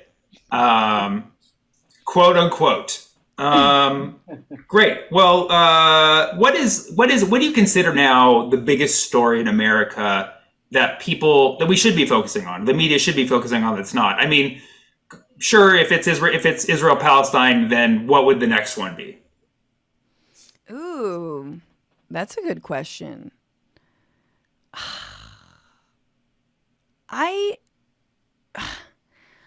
I don't know. I think, first of all, I don't give a shit about Liz Cheney, so I think I'm really tired of hearing all about her. And like, will she, won't she? And once again, if you're a Republican, oh, they love you, mwah, mwah, mwah, that's your butthole, mwah. But I do think that it is important to talk about, like, January 6th and everything that happened, the insurrectionists. Guys, we had a fucking mob storm the Capitol building. Like, what is going? And Republicans don't want to investigate it. So I think that is a story. It's being covered. I think it needs to be covered even further, and it needs to be much less like. So how is this a strategic move on the part of Republicans? You know, because are they trying to retake the House in 2022? And it's like, who gives a fuck about the strategy? There is a clear right and wrong in this, and I think that's what's the problem with a lot of news and a lot of media generally, and generally around elections, we all do that to each other where we're like, well, okay, so putting my strategic hat on, and you're like, just vote your heart. You should vote your heart. You should think about issues the way it hits you in your gut, you know? Learn about them, but is this right or wrong? Israel-Palestine, is it right or wrong that there is an occupation, that there are people who are being displaced from their land? It is wrong. Is it, you know, is apartheid right or wrong? It's wrong. And the same thing with, like, you know, January 6th. It's like, it's not a strategic move. It's just, the best part about my reporting was a piece we did in Newsbroke about this was in Article 14 of the Constitution, it says that anyone who tries to insurrect, ignite, essentially overturn the U.S. government, which, look, I'm all for that, you know what I'm saying? Non-violently, of course, but like eventually, like I believe in the rev, you know, I'm down for the revolution. I plead the 14th, okay. Yeah. But anyone who harbors, like essentially they had this whole harbor terrorist language, but it was about harboring insurrectionists. If you give aid or comfort to insurrectionists, you should not be sitting in government. That's essentially what Article 14 says. You should not be sitting in government. And so many Republicans knew about what was going to happen. They helped plan the Stop the Steal rally. This is Paul Gosar. This is Marjorie Taylor Greene. This is, I don't know, some other fuck's name that I don't remember because I'm not a great journalist. But the point is that there are white supremacists in the Republican Party. They're all covering for themselves. Kevin McCarthy knows this. So I do think we should be focusing on like, I mean, and the media can only do so much. But for all of us, guys, you know, we got to get these nut jobs out. But I feel weird that we're only having a one-way conversation. I'm like curious about everyone else's thoughts, but it is also good to. We've actually muted everybody because we don't believe in democracy in this. For sure. I don't know. But please in the chat, go ahead and let us know, and we'll delete it right away. But no, I mean that's interesting. I never thought, like, I thought that story was overcovered, but I realized that we actually aren't looking at it the way we should, and that's very interesting to me. So I do want to ask you one more question, and I'm just basically writing this all down for my campaign. So you're being exploited here, and I appreciate you being here for that. So are you going to get a little? I hope you get gray by 2036 a little bit, because you need. You do look like still a child. You realize that, right? Like I know you have facial hair, but you also you could be like, I'm 13, and I'd be like, yep, that checks out. Like that. It's Sharpie. It is Sharpie, and I will look like this in 2036, but I'll have dementia, so it will read differently. Yeah. And I'll wear sunglasses. But that's part of your disability. You'll reclaim dementia. Exactly. Unlike Trump and Biden, how come they can't just lean into the dementia, you know? Right. Yeah, they're trying to pretend like they don't have it, right? So I do want to ask you, and I know we've kind of gone back and forth on this, but like, if there were just a few key things either that America should know about Israel-Palestine, like just if you had like 10 seconds in a, not maybe 10, maybe like 25 seconds in an elevator. But like in song, and you could rhyme it as well. Please. And make it fun. Yeah. And don't make me sad at the end. Yes. Oh my God, please, no. But yeah, like a takeaway point, or even better yet, an actionable step that, because people always ask, what can we do? Yeah. And people ask me that all the time, and I'm just like, keep supporting live comedy. I don't know what to say, so. They also tell you to stop posting about Israel-Palestine, don't they?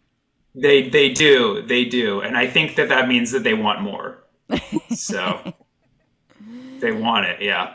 No means no, except when it comes to posting about Israel-Palestine. That's my motto. So wait, you wanted me to explain the situation and then talk about what you not explain. I mean, just like if there were a couple bullets that like, this is something that you don't know that you should know, and then here's what you can do. Yeah, I mean, I think the biggest thing to know is about BDS, which is not, bondage and sadomasochism. It is boycott, divestment, and sanctions. So, sadly, I mean, one can lead to another, and I'm very excited for the campaigns that do this together. But guys, BDS is like boycott, divestment, sanctions. So it's boycotting Israeli goods, it's divesting any kind of holdings from Israel, and sanctioning Israel for their war crimes, essentially. So if you do believe that what is going on, or if you accept reality, then you know that war crimes are going on. And this is actually a call that came from the Palestinians themselves. So Palestinian civil society was like, look, we believe in nonviolent resistance, nonviolence. Boycott, divestment, sanctions was used in South Africa to end the apartheid regime there. And, Mandela spoke about Palestinians and their liberation as well. So here we are, however many years later, and everything gets worse. And that's the other thing to remember, is it actually does get worse in the region. But places like the Presbyterian Church has divested from Israel. There are other entities that it can divest. It could even be like not buying Sabra hummus, and these kinds of things. But I think we have to think Which is disgusting, by the way. It is gross. It is also like, make your own hummus. You can make better hummus than that. But there are so like institutions if you're a part of, and also like we need to put pressure and call our electeds, have them on speed dial and be like, yo, $3.8 billion to Israel every year. I think they got this by now. Like, I think they've got a fine enough military. They've been defending themselves, supposedly, pretty well. Things are going in their direction. Maybe we can stop funneling all of our money to them. Speaking of dementia, Dianne Feinstein is our senator here in California. My God. My God. Like, I'm sure she's like, she thinks like Israel, Palestine, I don't know, or like her grandsons or some shit. Like, she does not know what who's who. Fun story, actually. I went to DiFi's office. I was covering. There's a military school that trains the armies and different armies and like personnel out of Latin America, and it's called the School of the Americas. It changed its name, but it basically teaches all kinds of horrible techniques, interrogation, even torture, et cetera, et cetera, et cetera. So I was going with some activists to bring a letter to Dianne Feinstein to talk to her about the School of the Americas. And I was like covering it and filming it.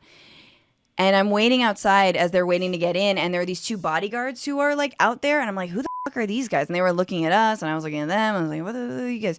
And then after like half an hour, a like disgusting pale, like Jabba the Hutt meets Chucky, whatever, comes wheeling out on a rascal, just like, it's Sheldon Adelson, who is a rabid pro-Israel, rabid Zionist, rabid racist. He is he funds so many different Democrats and Republicans, huge campaign contributor, also did die fairly recently. So, funded Trump's 2016 campaign. He's like wheeled out, and I didn't know who it was, and my producer was like, that's f***ing Sheldon Adelson. And so I meant to go and like get in his face, which I think would have been really fun for me to like wrestle this like rascal dude, and I don't know, just like stop him, or just like hold him by the forehead, and so he can't like he could walk. I'm not being f***ed up towards folks who actually do need a rascal.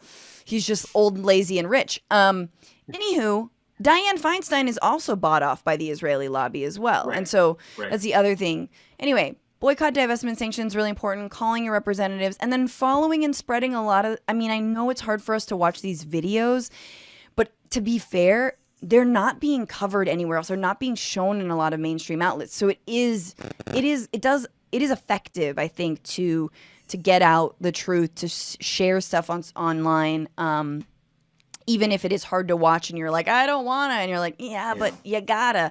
So I think even that can be sometimes helpful. Yeah. That's great. Yeah, no, that's great. I mean, and just like one more thing to add to BDS, because there is obviously a movement to counter BDS and basically shut it down as something that's just like evil and, anti-Semitic even.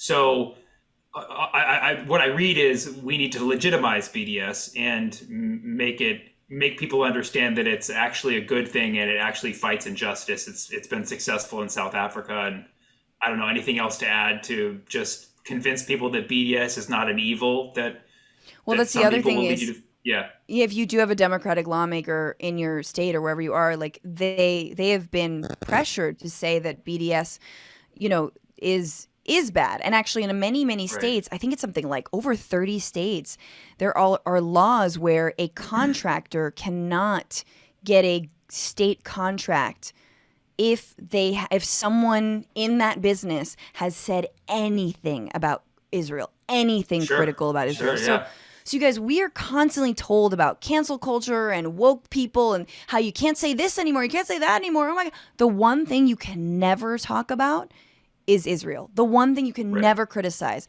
for fear you'll be anti-Semitic or called anti-Semitic, and that is by design. So there is a lobby, there's an Israeli lobby that has money. There is also advocates out that are part of an Israeli lobby that do things like bully professors. If professors want to talk about the occupation or professors want to talk about Palestinian human rights, they get put on a list of like, all right, well, this professor is, anti-Semitic, enemy of, Israel, Israel, da da da da, they'll get hounded. That people will go to their classrooms and sort of step to them, go to their teach-ins if they ever do any kind of events. I've seen this happen. So anyway, that's an aside. But so for sure, it's pressuring Democrats to understand that BDS is not anti-Semitic, it is not violent, and it actually does come from a call from Palestinian civil society that like people on the ground are like, this is a tactic. Let's do this.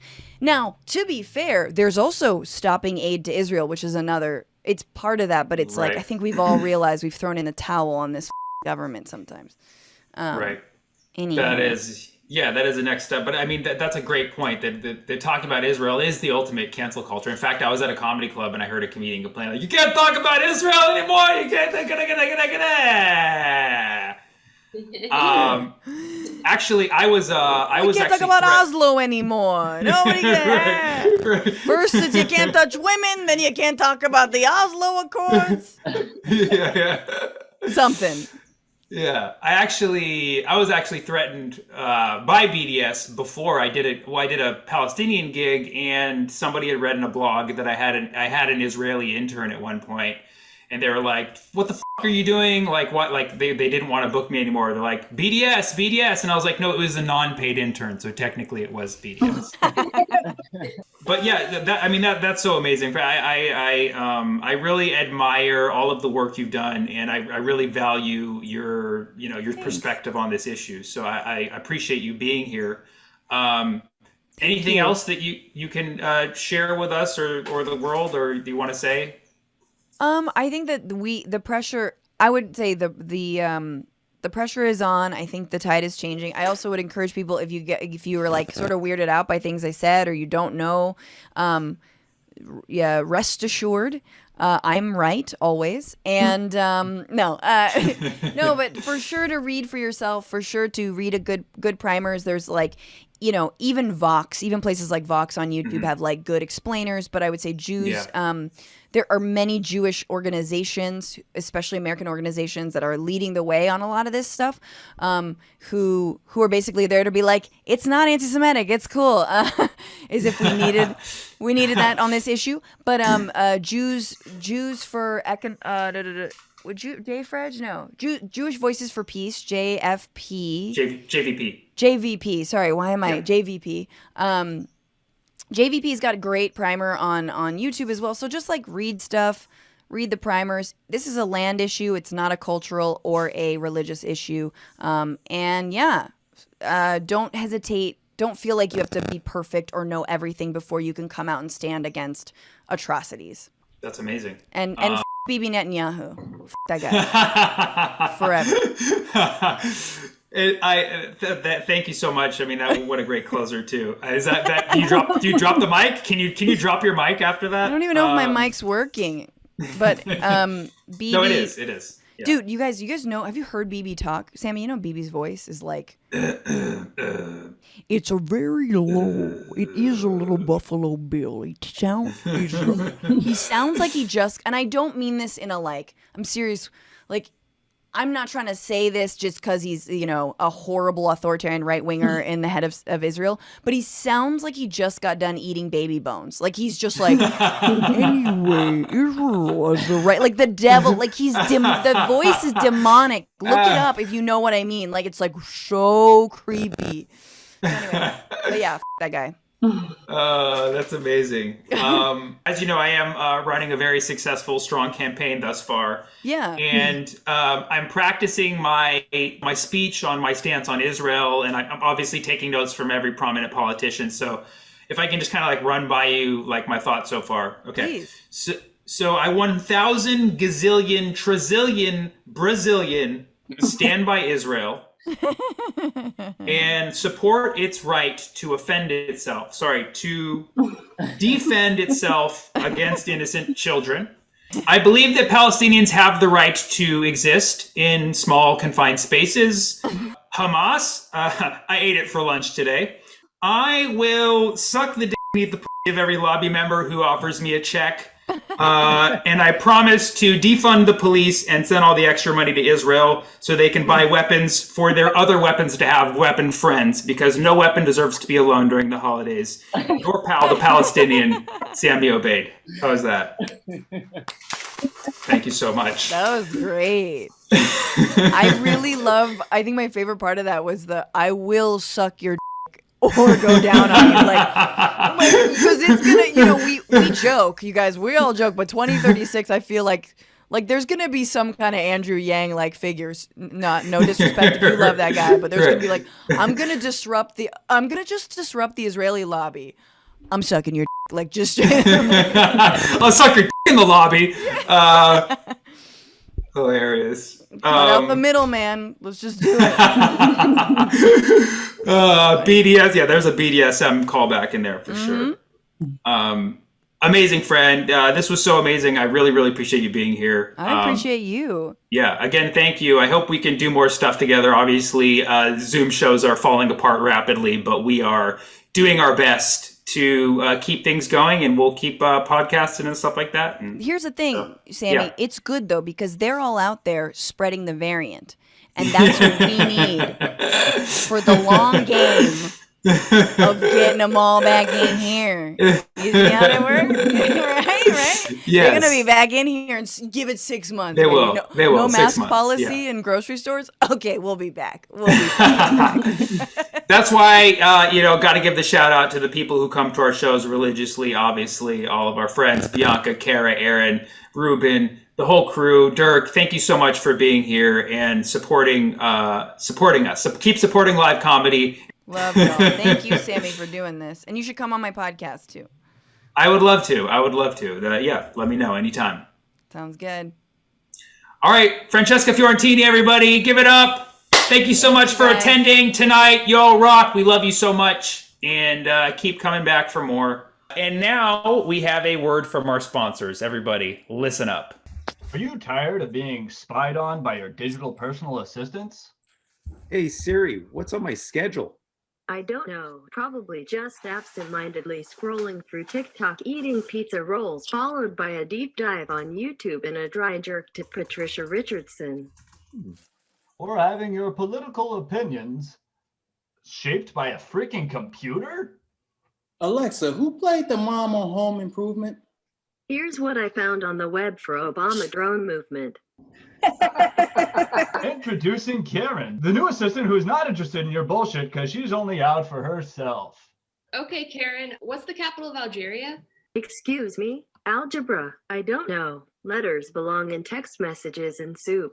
I already solved for X by dumping his ass. It's like if you took a Trump Twitter bot and put it in a speaker. Okay, Karen, play my cumbia mix. Oh, hell no. That music is way too Mexican. Let me speak to your manager. Wait. Wait, what? This is my home. It's not racist, but its operating system is. Okay, Karen. Calling police. What? Oh, you live here? Let me see your driver's license. What's your mother's maiden name? Social security number? Karen, it's no more intrusive than those other listening devices you're already using. So what the hell, right? What do you have to lose? If you're not satisfied, Karen will return herself. Thank you for calling the Karen Returns line. Representative. I think you said more Karens. If this is correct, press 1. God damn it. Representative. Let me speak to your manager, Robot. Who are you calling robot? Robot? Karen, why let a couple of tech giants take over your lives when Karen already does? Okay, Uriah. Should I order some more anal beads and gag balls? Those are stress balls. How many times do I have to tell you? It is as unnecessary as it is a thing. Buy yours today at your favorite social media platform.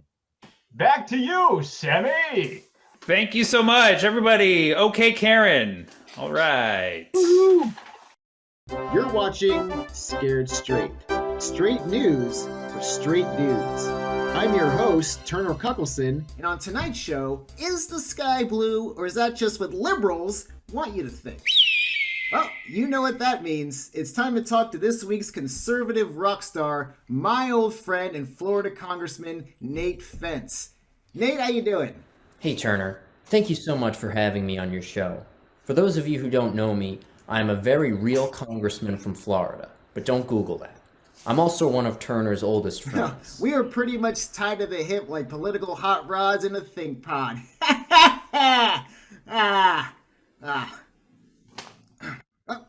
I'm sorry.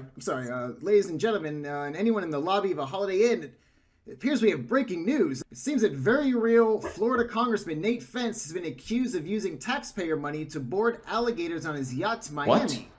Preposterous. Nate, would you like to make a statement? Did you send it? Yeah. Okay, bye. I categorically deny these allegations. This is an erroneous personal attack on me and my 30 years of very real public service to the people of Florida. Let the record show that I've never even seen an alligator before, and as a longtime friend of yours, frankly as someone with the same values... Well, according to our field reporters, you also paid an alligator wrangler to dress up 10 female alligators in bikinis and bring them on your yacht in Miami last March. Would you like to comment on that? Of course not. It's not true. I once again categorically deny this accusation. This photo is clearly a distorted image of me hosting a senior citizens booze cruise for the local retirement community. My yacht looks very different. Of course, as a close personal friend of mine, you've spent a lot of time on my yacht, so you of all people should know what it looks like. Remember last spring break?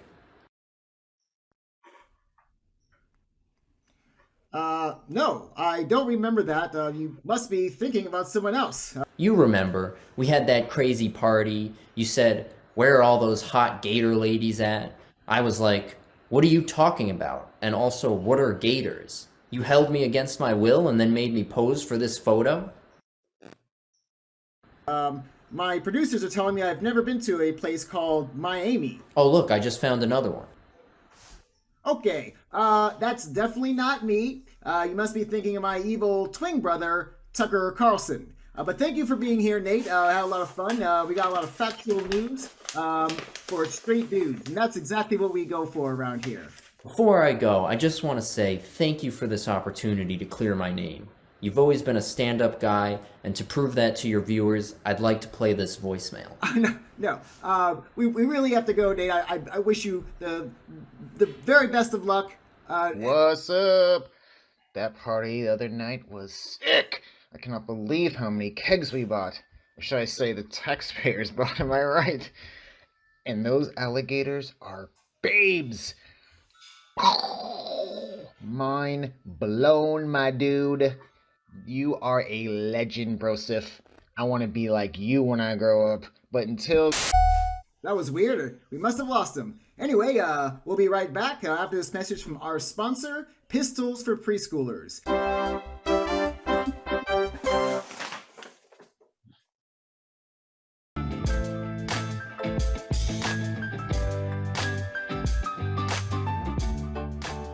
Founder of the Setup Comedy Enterprise, still living at home with the family.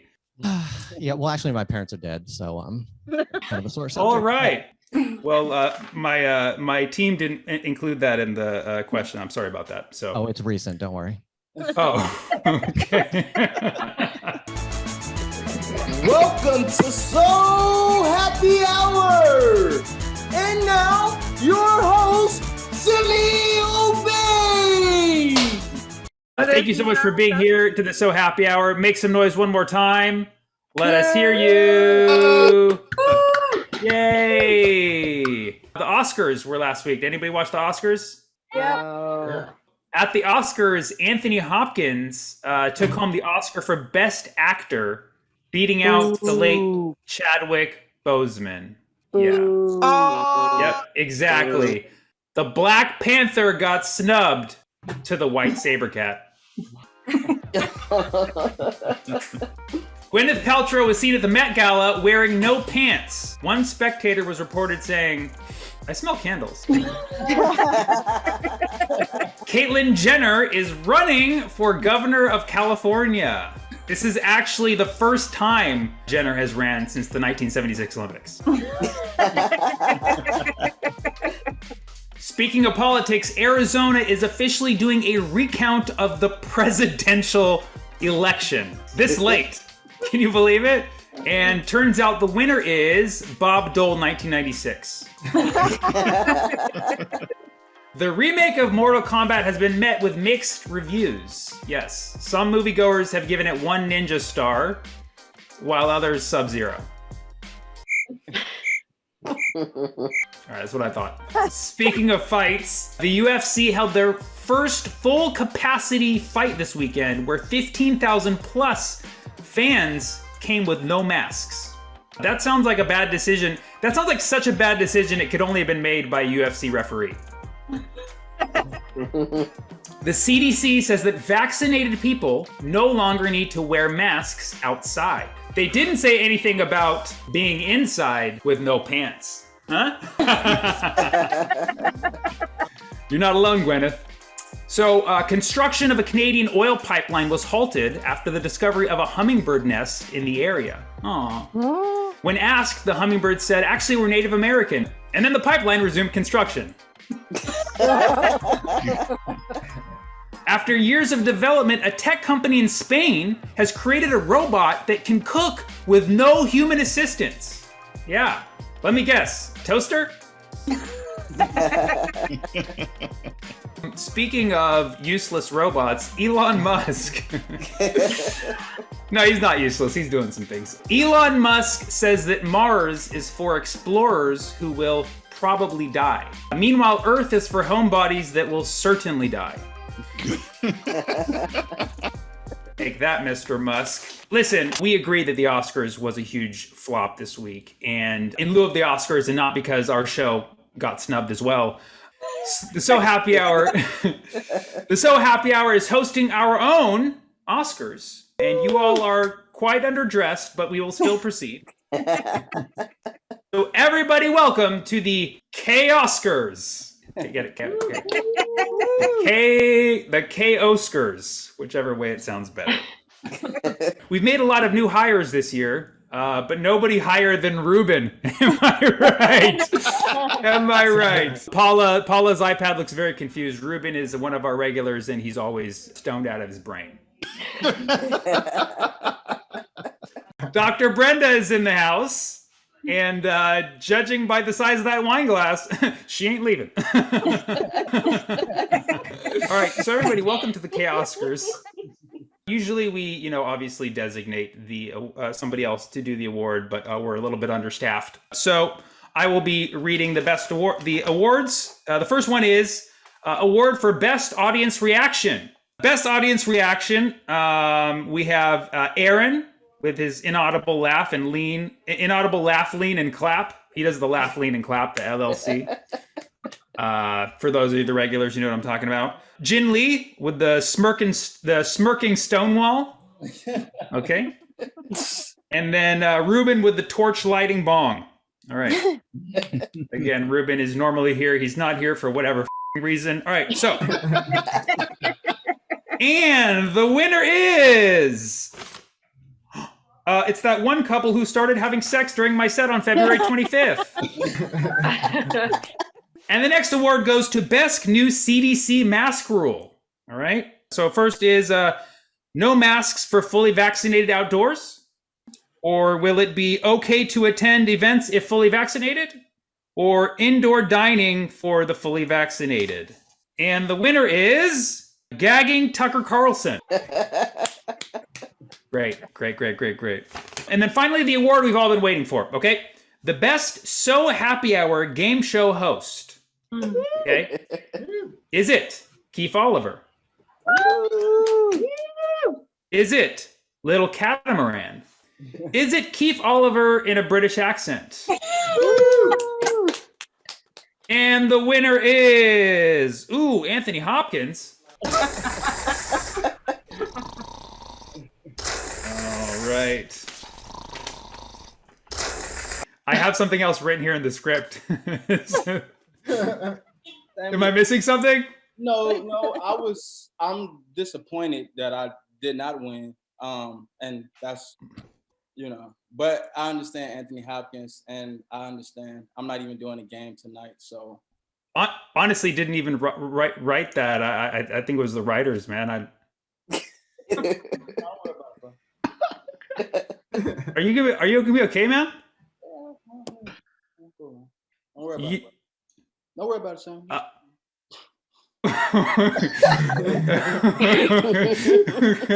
All right, okay. All right, give it up for Keith, everybody. Let's go ahead and welcome our guest today. This next comedian, amazing guy, worked with him for many years. He's the founder of the Setup Comedy Enterprise. And you can catch him on all social media. Everybody welcome Mr. Richard Sarvate. Hello. What's up, everyone? How's it going? It's going good, man. Wow, you put a lot of production into this show, man. Thanks so much. I like how one of our audience members couldn't tell if you were being sarcastic or not. I feel like you spent at least $5 to get that snoring sound effect. I think you went to Pond 5 and downloaded it. Yeah, they didn't have any snoring on the free sites for sure. Just sleep talking. That's all they had. Well, you want to make sure you get that 128-bit wave file. So exactly. So speaking of production value, look at you with you got great headphones. They're not falling out of your ears.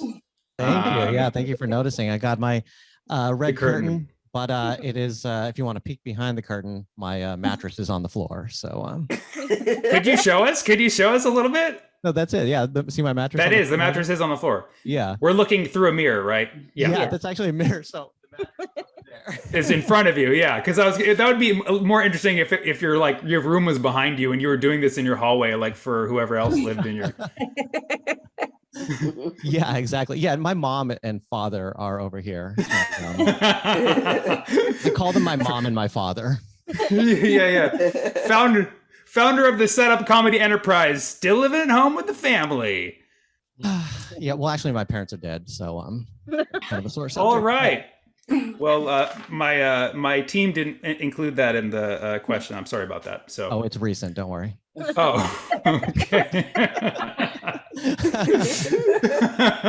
It happened 30 minutes ago. Okay. Thanks for still showing up, man. You look as about as okay as Keith did a few minutes ago. Yeah, actually, okay. Here's my impression of Keith right now.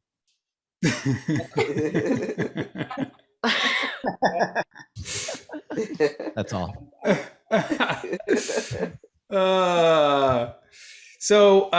Thanks for joining us today. Yeah, dude, I know you're busy. having me. Of course. You're in LA, right? I am in LA. Aren't you in LA? Not at the moment. I will be in about 24 hours. I'm going to start walking right after the show. Oh, wow. Yeah. But I love the dedication. You're like, but first a talk show. Yeah, of course. Yeah, I like to be in my head about everything that went wrong on that 24-hour walk. Oh, yeah. I definitely need 24 hours after a bomb, I'm just like, that was weird when I said that thing about Chinese people, For a moment, I thought, like, did I say something about Chinese people in that? Okay. Oh, no, he's talking about his, okay. He said something. All right, it's fine. Wasn't me this time. That's the problem when you think like a racist joke is going to work and then it doesn't. And you're like, oh, wow, that takes like a solid day to get over. For sure. Yeah, for sure. Yeah. I think it makes it hard that, you and I were both like ethnically ambiguous brown dudes. So we can get away with a little more racial humor, yes, which makes us be a little more risky when we do it. And then it can go horribly wrong when people realize that you're just a human being and you shouldn't be doing it anyways. I know. Dude, one time I was doing a college show and 5 minutes into a show, a black kid walked in late and I just looked at him and said, typical. And oh no. And I had 55 minutes to go after that. So Oh no. but if people actually confuse you and me, for some reason. Yeah. My mom. I've been It's getting like, a lot of Richard. calls from your mother. Yeah. Yeah, we're both people from have. Fremont. Are you from Fremont? Yeah. Yeah. I lived in Fremont. Yeah, I grew up in Fremont. Yeah. You know, I don't think we've ever talked about this before. We'll hash it out, dude. Yeah, I guess that one. My script says, I don't think you've ever told me you're from Fremont, Richard. Oh my God, that's crazy that we didn't prepare a 10-minute segment on this. What? I didn't know. Okay, so when did you live in Fremont? How old were you? From 94 to 2002. Dude, that's I was around and I was selling weed, man. We could have connected. Oh, wow. Yeah, you're like an intellectual pothead, right? That's like your thing. I'm more of a pothead intellectual. Gotcha. Pothead first. Yeah. Oh, that's weird. I started smoking when I was 13, and I maintained a 4.20 GPA the whole way through. Wow, just way to flex on everyone right now. Yeah. I mean, there's also a pot joke in there with a factor of 10, but I guess nobody really cared. With Sammy's jokes, you have to break them apart like a. You have to be like, okay, were there layers? Was there satire? Yeah, you have to go to the chat and put 4.20 times 10 equals 420. Times 100. I tapped out in math. I actually tried to do a math major in college, but during partial derivatives, I just tapped out. I was like, we were talking about how to calculate the heat at different points in a rotisserie chicken, and I was like, I can't. I need something practical. Like, I don't know how to make money by calculating heat in a rotisserie chicken, you know?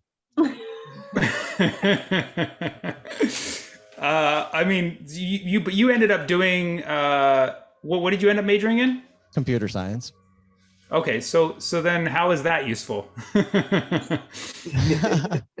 How is computer science useful? Yeah, I was a computer engineer for 10 years. And then really? And then, naturally decided to go into stand-up comedy. So what did you do as an engineer? Like what was your daily routine in the workplace? I used to work at Yahoo. I used to work on Yahoo Mail. Yeah, that's usually the reaction that I get. Yeah, it's like, it should be impressive that I worked on probably one of the largest email, services in the world, but people are just like, oh, I'm so sorry. Like, anytime I tell someone I work on Yahoo Mail, they always say like, I remember Yahoo Mail. I actually still have a Yahoo Mail account. I just don't use it anymore, but some people do send me messages there and I check it once a year. Oh, great. Yeah. You're using my it's a life hack to be able to ignore people for a long amount of time. Oh, yeah. Yeah. Oh, you sent it to my Yahoo? Oh, no. Right. Yeah. A lot of people used to tell me like, oh yeah, no, I use my Yahoo email for spam. I'm like, okay. Wow, my life is spam. Yeah, it's like, that was like a weird time because Yahoo is like so disrespected, like, I remember like in 2013 when in San Francisco, they were protesting the Google shuttles because they were like, oh, these shuttles are taking people from San Francisco to Mountain View, and these rich techies, they just want to live in the city but work somewhere else. And everyone was so mad, but like I was in my Yahoo shuttle just going by totally unnoticed. When you left, just tell me when to go and tell me when to stop for each question, actually. I'll just say, now you can talk at the end of everything. Do you have a green light? All right. I will. So when you left Yahoo, were you already doing stand-up? Yeah, I overlapped. I started stand-up in 2011, and then I actually quit Yahoo in 2016. So yeah, it was like 5 years of doing stand-up and engineering. I always like to know when people they leave like a good stable job, like what was that moment? Like what gig went so well that you were like, yeah, fuck this tech money. Oh man, no, it wasn't a gig going well. It was my job going so bad. Like, oh. Yeah, like literally in my last performance review, my coworker wrote about me it was like feedback about Richard. It said Richard oftentimes looks lost in conversation. I was like, oh, thanks for the feedback. Like, wow, I'll work on that. And then I would get into like random fights with my coworkers. Like one time at lunch, I wanted to sit in the sun and they just wanted to stay at the table we were at. And so I went, and I was like, let's go sit in the sun. And so I went to go sit in the sun and nobody came with me. Oh, yeah, totally. And I got so mad. I went back to that table and I said, you guys are just fucking like, I don't know. I was like, because my boss was sitting at that table and my boss didn't move. And so I was like, you guys are just like looking at who's the boss and you're just following that because you're just an automaton in a factory. And then I quit after that, actually. Oh, man. And were you lost after that in conversation? Well, no, I mean, if this is any indication, I can concentrate great now. Oh, yeah, dude. Hell yeah. So it sounds like you left and you never even really thought twice about like, should I have done that or not? Yeah, I mean, you know, I left a lot of money on the table, but you know, no, I never really thought, because dude, it was so bad. Like I remember I would I was doing a project at Yahoo, and then I was working so little that my boss would slowly put other people on the project with me just to like actually get it done. And then by the end of the quarter, everybody else had just done my work for me. And I just was like, I'm a sham, you know, and I just couldn't live with that guilt anymore. So, well, now here you are, guilt-free, yeah? Guilt-free comedy? Yeah, no, I haven't done anything today that I should feel guilty for. So you started comedy in 2011, you quit your job in 2016, and then you founded The Setup, which, you know, let me just tell the audience here who has never attended a Setup show, one of the best run shows, first of all, started in San Francisco, but now you also expanded to LA, you did an online thing, but the original brick and mortar, you could say, is San Francisco, and it's an amazing room, like such a fun place to tape shows and stuff. And when did you start all that? Yeah, it's in the Tenderloin, which is the worst neighborhood in San Francisco, the most dangerous. Like it's got literally you walk over heroin needles to get to the venue. And we started that in 2015, February 2015. Wow. But it's like, I don't know why I threw in the thing about the heroin needles, but it's like, Yeah, Richard, this is a heroin addict crowd, so you kind of, I think you may have like lost this a little bit there. Everybody's like, yeah, I think I'm just going to stick with the needles and not go to the show, bro. Well, the good thing about San Francisco is that you can get clean needles anytime you need to. There you go. Everyone nodded so like knowingly. We all know the life hacks of clean needles, Richard. This is, again, we're all in rehab here. But yeah, so it's in the Tenderloin, and it's an amazing room. And you know, you since moved to LA. When did you move to LA? What motivated that move? Yeah, I moved in 2017. I just wanted to see what was up. You know, it's like I just change cities once every 10 years because I don't know. That's like, you know what I mean? Like if you do the same thing every day, your life is actually getting shorter. Mm-hmm. Yeah, like time goes faster if you do the same thing every day. So I was like, whoa. Like one day I just woke up and I was like, whoa, like 4 years went by. And then I was like, oh, I got to like leave San Francisco just so I can see like a new coffee shop, you know? That's actually funny because last year in 2020, we did a sketch together at the beginning of the year, like when things were still normal. Mm-hmm. And we had Richard for like a short scene in the beginning, and he had like wait around while we had shoot some things first, and then he disappeared from set. And and I was texting him like, "Where the f- are you? You're like we need you right now."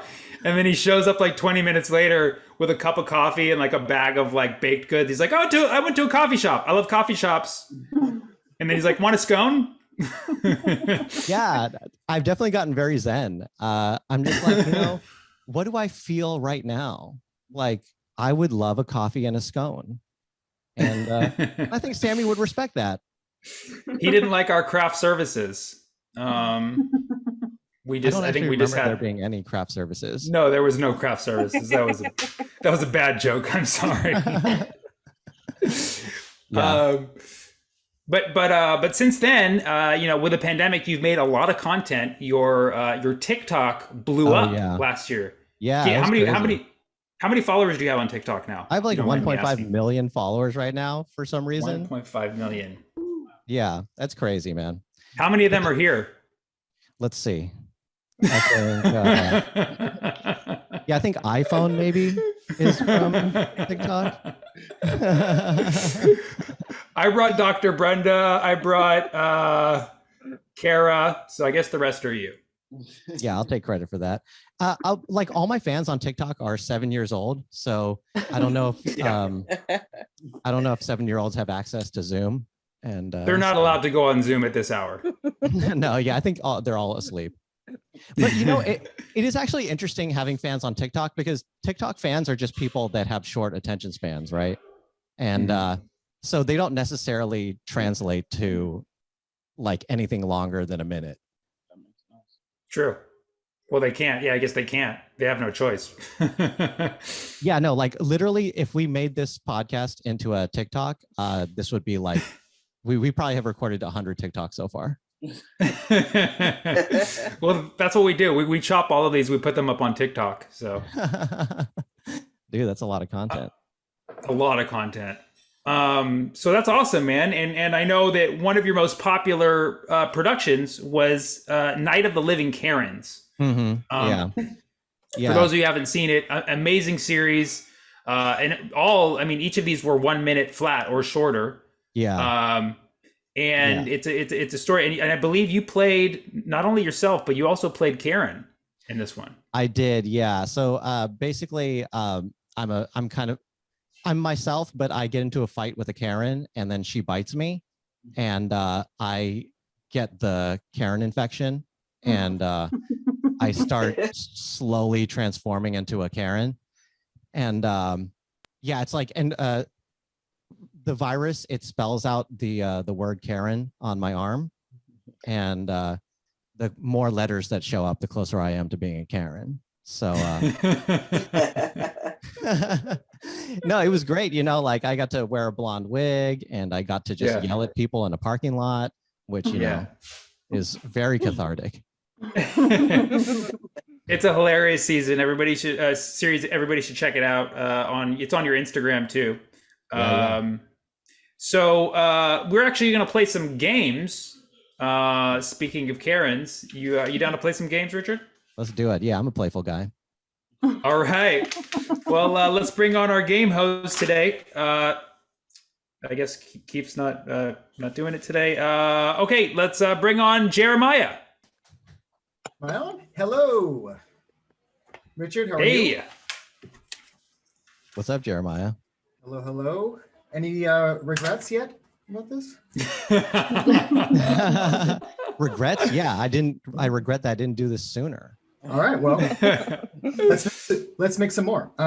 So this is Karen Choose Your Own Adventure. So it's going to be a Choose Your Own Adventure with a little bit of improv. So in the scenarios, I will point to you every now and then for you to finish off the line as Karen. So in this scenario, you are full-blown infected Karen. Okay. The last stage. All right. So here's our scenario. Stage 4 Karen. Stage 4 Karen. Yeah. Stage 6. Whatever. I'll shut up. Oh, go ahead. It's your show. I'm just a guest here. No, Richard said shut up.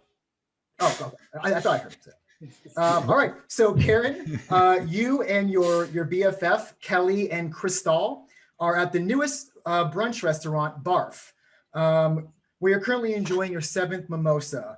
The hostess has told you the wait's going to be 30 minutes. You check your watch, it's been 32 minutes. Do you ask for a manager or do you call the police?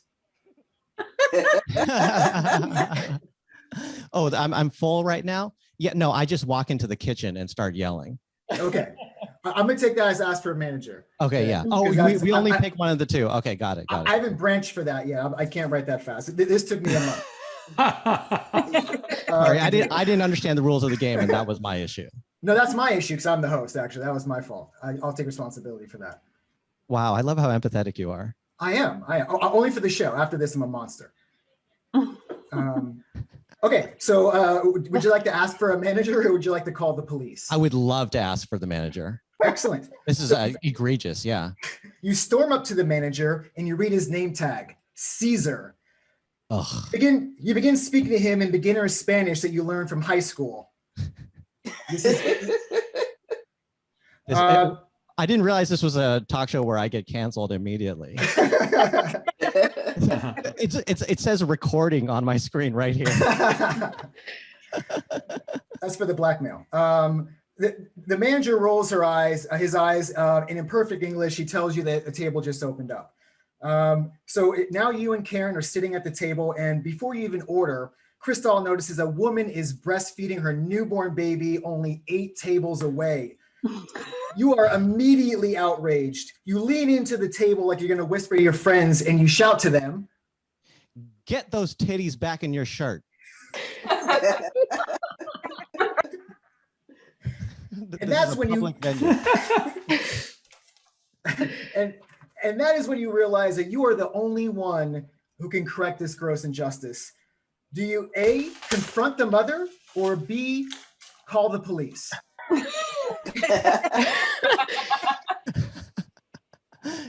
Yeah, I'm gonna have to. I think this has gone above and beyond just speaking to the person. We're gonna need authority here. Let's call the police. Excellent. So you demand that Surrey connect you to the authorities immediately. You make sure to yell into the phone loud enough for the mother to hear as you make your police report, which you say to the police. There is a woman with a large pointed object attacking everybody in the restaurant. The mother and her elderly grandparents are mortified. They throw down some money and they leave the restaurant. Phew, that was close. You order another round of mimosas from someone else's waiter to celebrate. Hell yeah. Back at the table, you and the girls can finish your meal. You guys polish off the last 2 pitchers of mimosas, which was your lunch, and you stumble over to the busboy to ask for a check. Now the bill is $79.50, and you give them a $100 bill, but only get $20 back. You were shorted 50 cents. This is an outrage. You stand up and you scream. This is America. I want my tax dollars. The manager is fed up. He walks over and he asks you to leave right now. But you just paid. That's stealing. You tell the manager, I own you. I own this establishment and I own this land. You don't tell me what to do. Okay, the manager reaches for your arm to drag you off. Oh no, you're being attacked. You pull out your Dior designer bear mace and you spray him in the face. But you actually miss and you hit the candle on the table, lighting your Lululemon yoga pants on fire. As you scream, you yell out, Is someone smoking marijuana in here? And those are your last words. Now, every Sunday, Barf does a bottomless mimosa to celebrate your death. Some say that when a customer is charged extra for guacamole, they can still hear you whispering. God, it was a Mexican. That is it. Thank you so much, Richard. Wow. All right. That's the end of the story. Yeah. Woo! Thank you, Jeremiah. Choose your own adventure. Hope that maybe inspires the 2nd season of Night of Living Karens. Yeah, I feel like we just wrote a whole movie. Yeah. It was all improv. Yeah, I didn't realize that guacamole was so un-American until just now. I love guacamole. All right, we're going to play one more game. This is hosted by our resident game show host, Katie. I'm sorry, I'm no Keith. I guess he's really upset about it still, so I'll hear about it next time we have a meeting. I'll be muted very quickly. Classic. white woman silenced. Just kidding. Okay, so we are going to play another game, and this one is called Real Hack or Real Whack. I was told to do this. So Richard, I hear that you were once a computer programmer. Mm-hmm. What programming language would you consider as like maybe the one that you're most familiar with? Java. Java. Okay. So that's what I would have guessed, Java or C++. We have some other ones that we have researched thoroughly as writers. We're very, very computer savvy. And some of them are real and some of them are not real. And I'm going to give you some descriptions of them. And I want you to just take a guess whether you say it's a real hack or real whack. So real hack is their real and real whack is their fake. Got And it. Thank you for the translation. yes, I just wanted to make sure we understood that because I didn't understand it. It was a little too confusing for my brain. So I just needed to make sure. I everyone love understood. clarity of articulation. Yeah, exactly. So our first one is just chicken. Okay. The only word that you use to program is the word chicken. So everything is chicken, chicken, chicken, chicken, chicken. Is it real hack or real whack? This should be a real language, but I mean, I'm going to go with real whack. Ooh, yeah, it's real. It's a real hack. Wow. This is why I'm a stand-up comedian now and not a programmer. I don't blame you. I don't understand you anything look that's a little happening. lost right now, Richard. Chicken? What's chicken? Yeah, the temperature of a rotisserie chicken, Richard, might be useful after all, huh? Yeah. Speaking of chicken, what kind of chicken do you like? Like dark meat, white meat, a little bit of both? Are you vegetarian? Yeah. No, I hate dark meat. Okay. Well, then you're not gonna like you're not gonna like this next one. I was trying to sound racist. No, I usually go for a mixture. Okay, good. Because this next one is called dark taint. Okay. Speaking of dark meat, it's identical to JavaScript, which is something you're very familiar with. But the semicolons are replaced with an asterisk because it looks like a cute little butthole. That sounds great. Yeah. Yeah.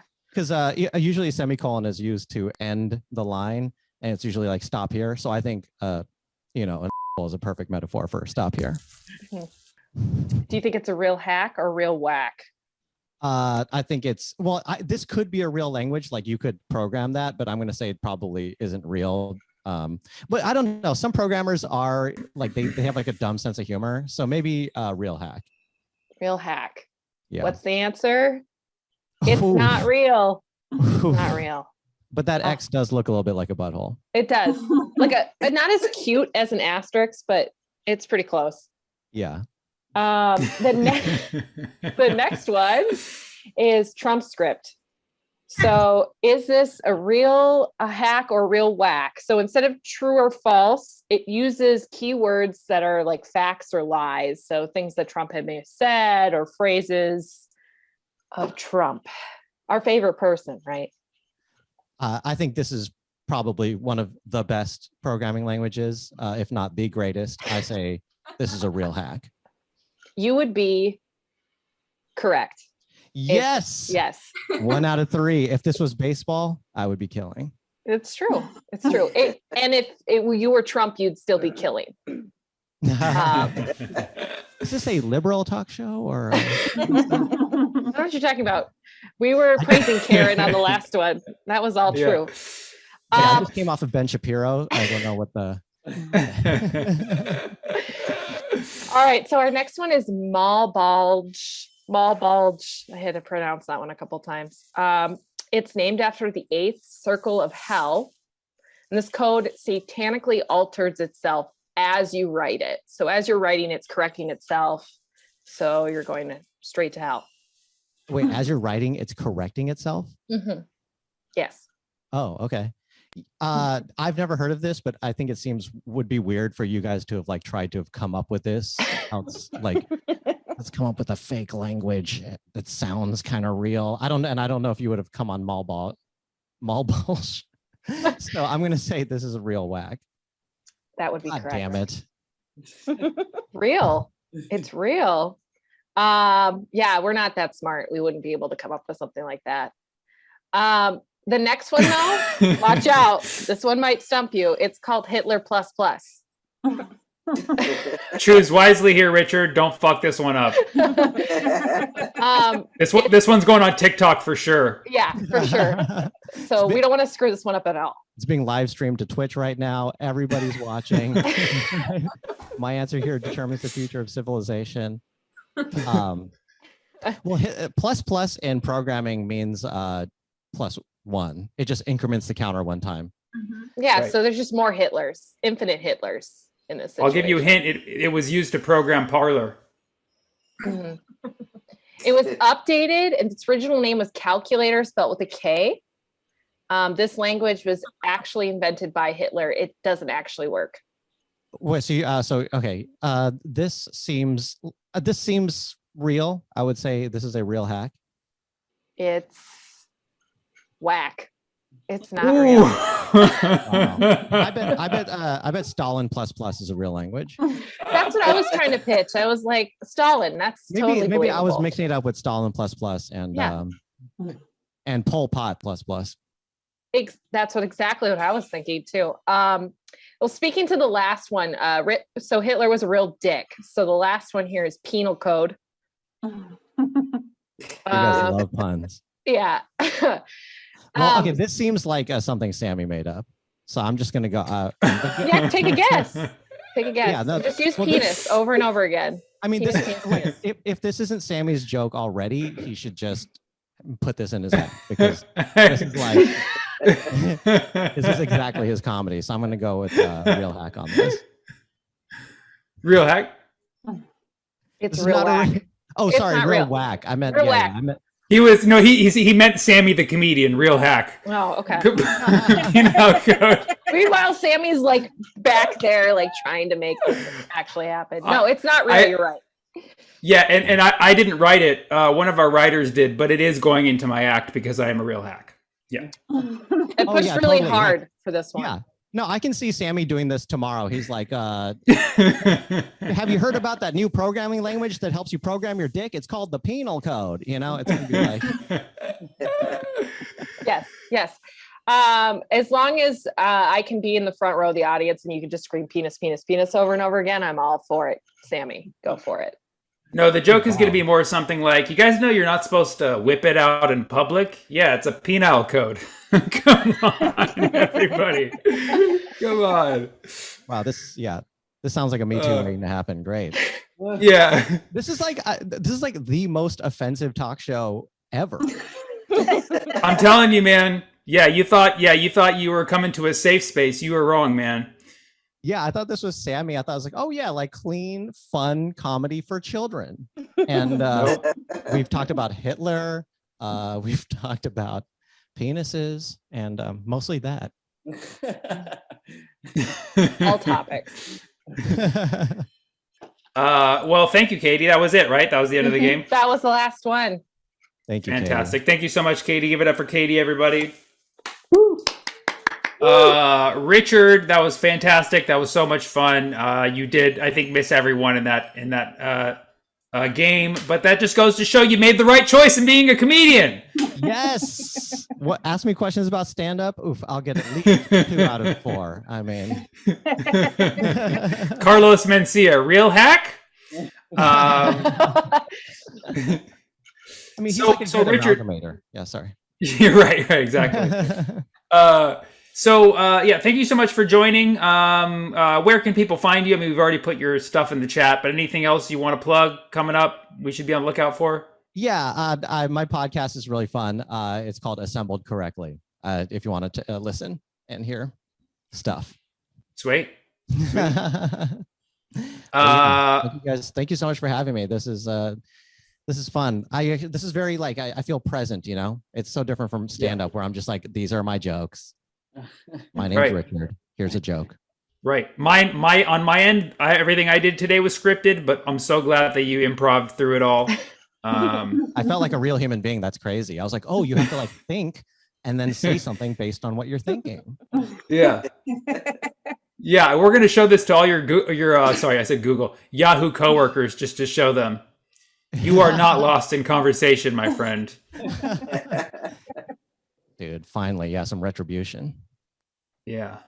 Well, you deserve it all, man. Again, thank you for stopping by. Everybody check out Richard's podcast and Richard Sarvate on all social media. Let's give a hand for Richard. Thanks so much for joining, my man. We will see you very soon, sir. Have a great rest of your evening behind that curtain. Yeah, behind the iron curtain. See you all. Bye. Can you exit? Yeah, thank you. He just walks right into the mirror. All right. Well, coming up next, we have an amazing musical act. They are coming all the way from Minnesota. Everybody, please give a nice, warm welcome and clap it up for Corsair!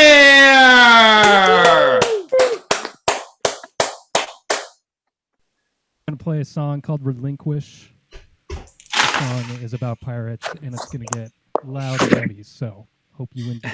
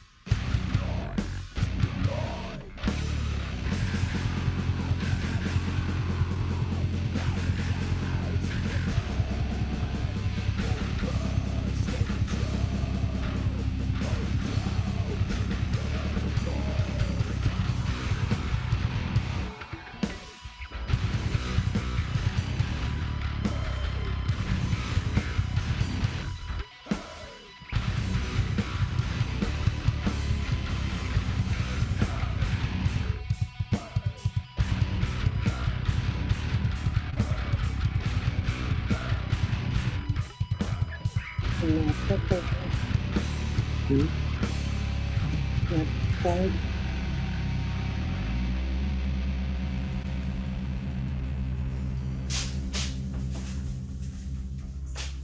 so much. Yeah, give it up for Corsair. That was amazing. That was awesome. Really sounded really good. Really good. It's hard, it's hard to get a good quality sound for these musical sets, and you guys really nailed it. So thank you so much. All right, everybody. Did we have a good time today? Make some noise. Thanks so much for joining us on the So Happy Hour. And we actually have an update on the KO Oscars. There was a recount, and the winner of the game show host is we gave it to Chadwick Boseman. But we'll come back next time. I'm just kidding. It's for Keith, everybody. Give it up for our resident game show host and executive producer, Keith. He's been crying the whole show, everybody. Yes, that's why my phone was off. He normally has the camera on. Thank you all so much. Love hosting the game. Sammy, it's been an honor, and I will see you all again. Thank you. We'll see you all next time. Thanks so much. One more hand for everybody tonight. Our guest, Richard Sarvate, Corsair, and the amazing KO writing staff, executive producer Keith. Thank you so much for attending the So Happy Hour. We love you all. We'll be back in 2 weeks with some more awesome guests. We'll see you soon. Woo!